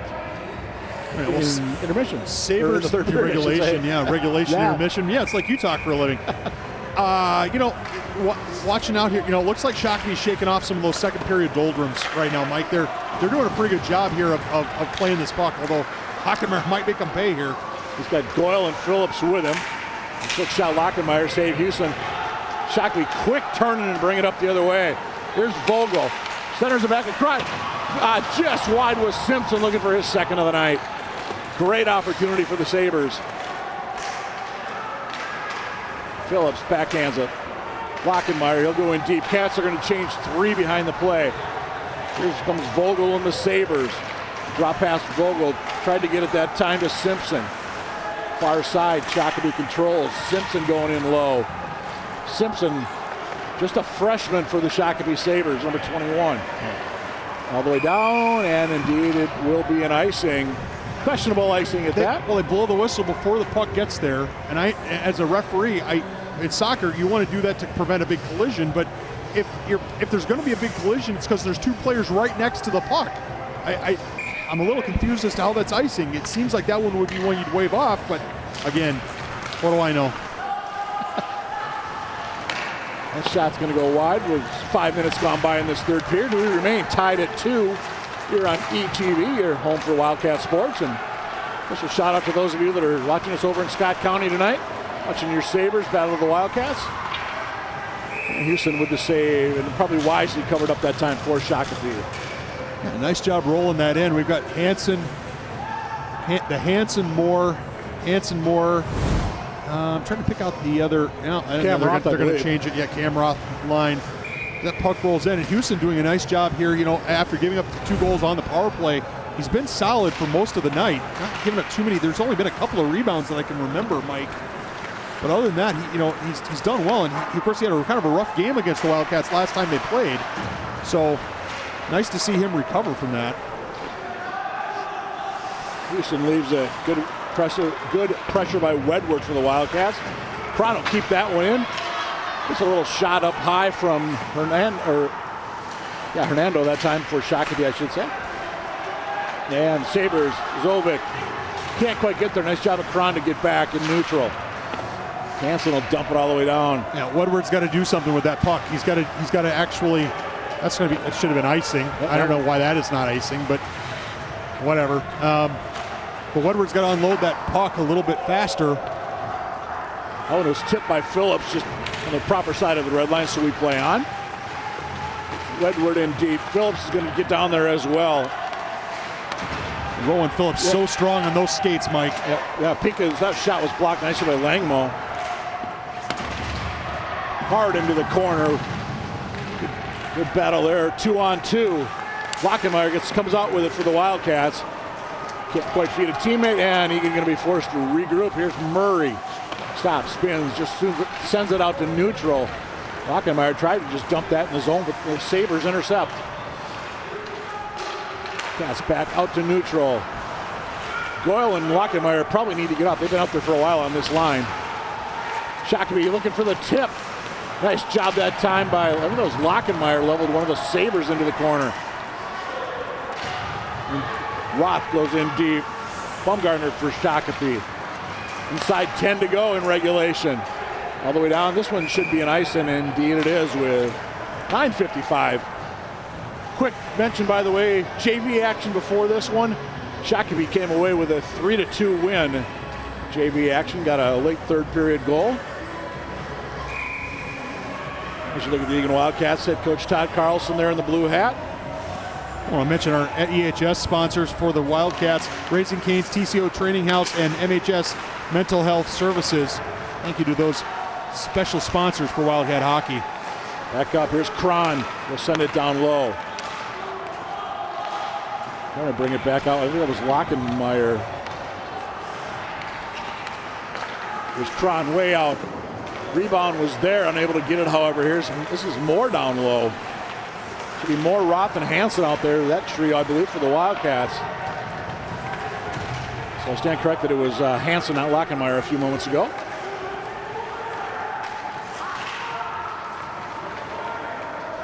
Cass continuing to keep this pressure in the Saber zone. Cron, that was kicked aside. Vogel, nice set there to have that go off his skate. Nice job by Vogel to block that shot. That had tip in front of the net all over it.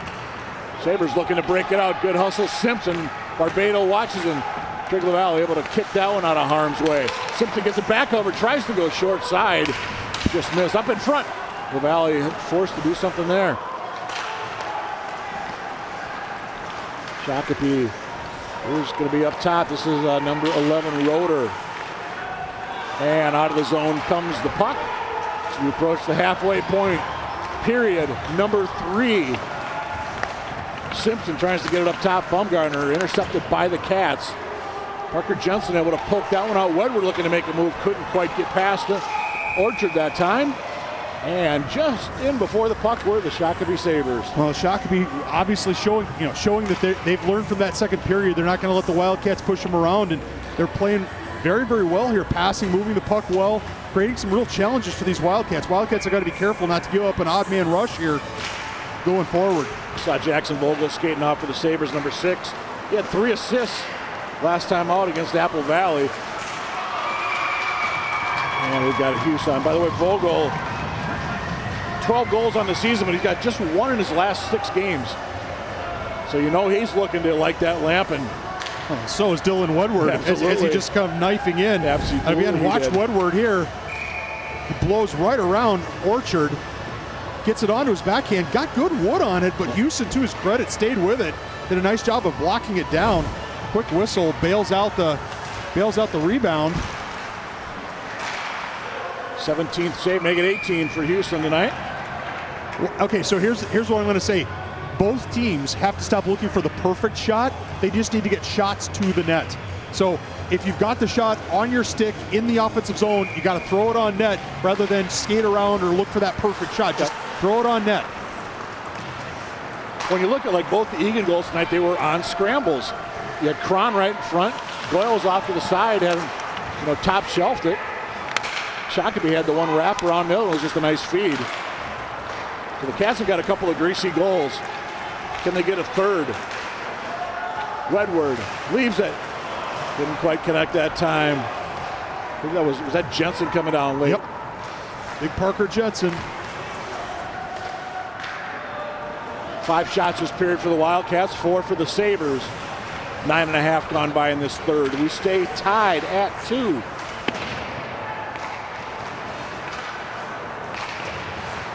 Nice job by the Wildcats keeping that one in. That was Lockenmeyer back at the point. And the Sabres are actually going to poke this one back out where Lockenmeyer gets it at the red. Lockenmeyer 1-on-4 shot. And Houston forced to make a save on that. Nice play by the Wildcats senior. Here's Cron. Loses a man. Trying to go low. Backhand across. Couldn't quite connect on the passing attempt. Shakopee had a couple of guys coming down hard on the man in front. Sabres wheeling into the Wildcat zone. Simpson leaves it. Goal, Sabres.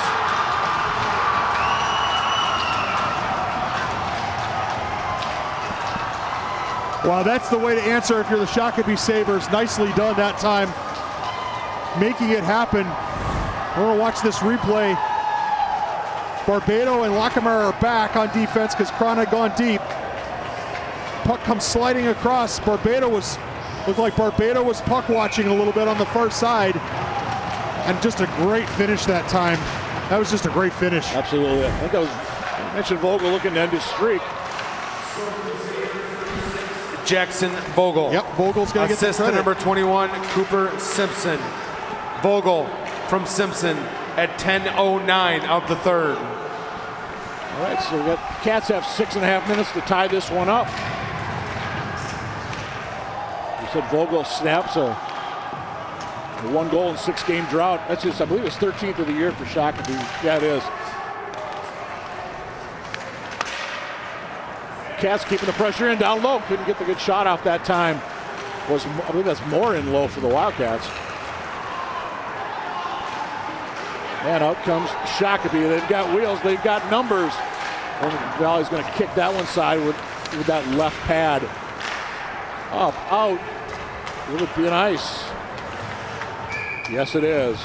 You know, quietly, and we haven't talked about it, and you know, the Wildcats are losing right now, 3-2, but Trigger Valley's, I think, played pretty well tonight, Mike. He's been very steady back there, and I would say, you know, of the goals, you know, maybe the first goal, not his, I would say you can't leave a guy in the slot. Third goal, that was just a great play. Maybe that second goal, he'd want that one back a little bit, being able to get back to the far post, but beyond that, he's played really well tonight, Mike. Yes, he has. I totally agree with you. Now can his teammates get that third goal? Down low, center in front, nobody there in gray. Puck never got there as there was a trio of Sabers got in the way of that pass. And here comes Shakopee again. One-on-one, Cron back for the Wildcats. Shakopee man loses his blade going in. I think that might have been Houston. Wedward. Back around far side. There's Martin, tried to get it for the Wildcats. Up, out, ice. On the 5-11. Well, the Wildcats have shown a propensity when they get the puck down low to throw it out in front. Whoever that third forward is, or the second forward, if F3 staying high, somebody's got to get in front of that crease area, Mike, and have the momentum going in towards the goal, not catching it coming backwards. And that, you know, that's how that might be the way they get another greasy goal. Alexi Houston, 19 saves, make it 20 for Shakopee now. Vogel just dumps that down into the corner. Off the West Bend sign. Cats turn, go. Can they hit Phillips coming out? He does. There's Rowan Phillips down the right side. Lockenmeyer coming down the slide as well. Rebound is there. And that puck pops up. Knocked out of the way with a hand. How can you play? You're standing in the crease and you play it with your hand. You're not allowed to do that. That is, we saw that in the Farmington game. That's a penalty shot. Let's take a look. We've got that replay. It's Phillips and a couple of guys who are jostling. This is unbelievable. I don't know how everybody's missing this, and the Wildcat bench should be going crazy. Watch, this puck pops high into the air. Nicely done by Phillips, nicely done by Lockenmeyer. Pops high in there, and maybe he's not in the crease. No, he's standing in the crease. Right in the middle of the goal. Now, he didn't catch the puck. He batted it away. Batted it away. That's why it's not a penalty. Right, absolutely. That's forgive what me. I was thinking, I'm going to too. rewind what I just said. It was not a penalty. It looked like he may have, grabbed it and thrown it away, but it was just batted away. So wipe that away. That's not a penalty. Nice replay job, guys. Not going to lie, I thought he knocked it away too. So, and by the way, that was Roeder that did that. And he is the McNerney Schmidt Saber of the Week. It was named that, by the way. Had 3 goals last week. Saved one right there for the Sabres. 4:15 to go in regulation. Sabres looking to maybe put the nail in the coffin, so to speak. And we talked about it with Coach Carlson yesterday. You've got Shakopee tonight. You've got Apple Valley on Saturday. If you're the Eagan Wildcats, you've got to build some momentum off of these games because you've got 4 of your last 5 games are against teams that are in the top 3 in the conference. 2 with South. You've got North. You've got Rosemount. And you've got a game with Burnsville, which Burnsville very down this year. But those other 4 are going to be tough for these Eagan Wildcats. Yeah, the Wildcats have definitely got to get some momentum. You know, the funny thing is, Mike, we talked about it, at the second intermission. The Wildcats played a good first period. They're playing a good second period. They're not playing poorly here in the third period. They just got to get shots on net, and they got to get some goals. And here comes Shakopee with another blocked shot. That's one thing I have been impressed tonight with the Sabres. Back across, long shot. There it is, 4-2 Sabres.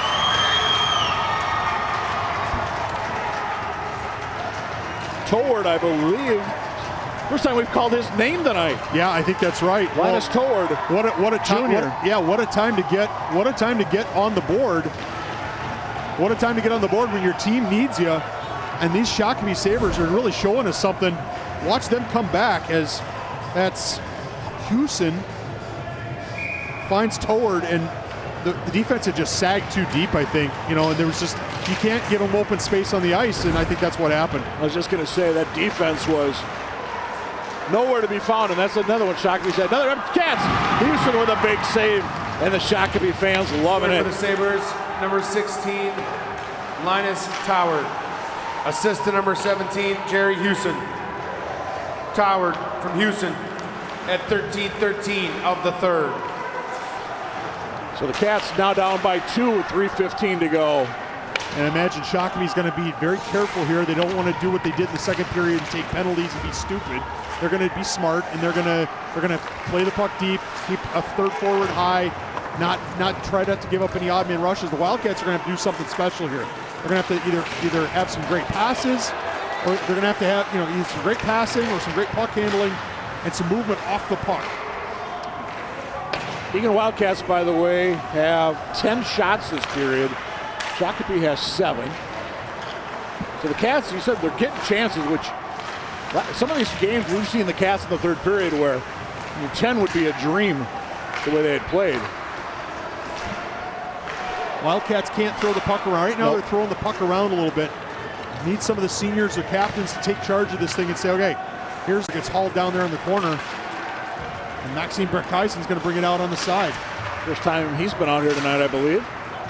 We'll keep an eye on the valley between the pipes for the Wildcats.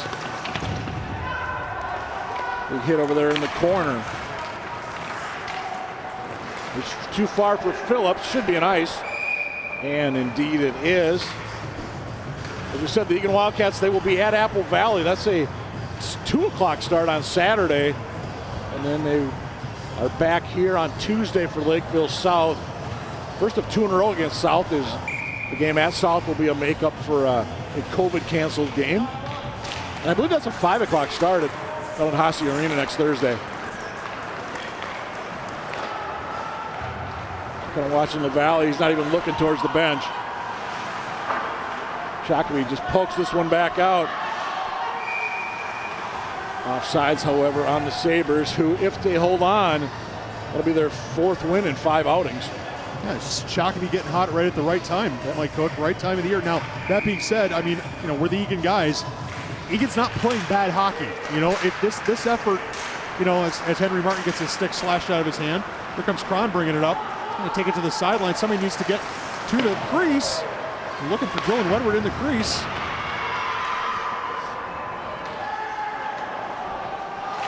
Inside 90 seconds to go. Shakopee controlling play. Orchard. Just once again get it out of their zone. They have not had a lot of trouble doing that in this period. Murray rides his man out into the corner. Down to 1 minute to go in regulation. Aggressive forecheck by the Sabres, keeping the puck in. And Shakopee's just going to dump that one in. I like that just little flip there by the Shakopee winger.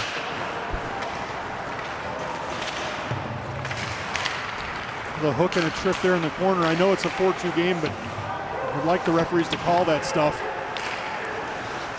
There's Simpson for Shakopee. Just playing keep away at this point. That little flurry in the zone took about 35 seconds for the Sabres. LaValle to the bench. Yep. Unfortunately for the Wildcats, they couldn't get him to the bench any sooner. In front, Phillips, shot, traffic wide. Shakopee around the boards. Phillips keeps it in. Cass might be able to get one more shot off as the seconds tick off, but it's going to be 6 straight L's for the Eagan Wildcats. And Coach, we just mentioned a little bit ago, and Coach Carlson said it to us yesterday. This team's got to get some confidence. You had it, I think, for 2 periods tonight, maybe a little over 2, but got to finish. Well, and again, I'm going to say it, I don't want to sound like a broken record, but the Wildcats played a good hockey game. You know, they didn't. This is not the effort they put out against Eastview or Rosemount, where they got beat off the ice. They played with the Sabers. They had the Sabers on the ropes in the second period. It's just a question of they've got to finish, and that means no breakdowns. You know, we had a couple of breakdowns here in the third period, and to Shakopee's credit, they did a wonderful job of capitalizing on those breakdowns. As we take a look at the goals here tonight on the replay. Nice job by Dalton Gruber in the truck getting this flurry put together for the closing credits, shall we say. Again, Greg Borman and Nick Mudd also helping out tonight, part of the ETV crew. Glad to have everybody here helping out. Unfortunately, the Wildcats couldn't get it done tonight on the home ice. They fall 4-2 to the Shakopee Sabers. A few days to regroup. They're at Apple Valley Saturday. They're back here on Tuesday the 8th, and we'll see what happens. Well, the Wildcats have got their work cut out for them. Coach Tyler Carlson's got some work to do with this group. Now, that being said, what happened tonight was definitely better, right? Better than what we've seen from the Wildcats over the last 2 weeks. If you're better every night, every time you play, every time you practice, you're going to be okay. If the Wildcats play this well against Apple Valley, they'll probably do really well from a wins-loss standpoint. And then who knows? They beat Apple Valley.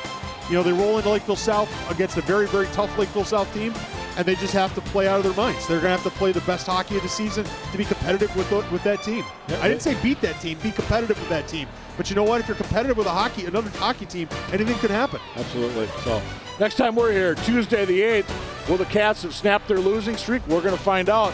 But we'll be back here, Lakeville South, the Wildcats, on the 8th of February. So that's going to wrap it up here on Groundhog Day. He's Nathan Cron, Mike Cook, Greg Borman, Nick Mudd, Dalton Gruber, the entire ETV crew. Thanks for being with us, everybody. Thank you. We'll see you next time for the Wildcat Hockey on ETV.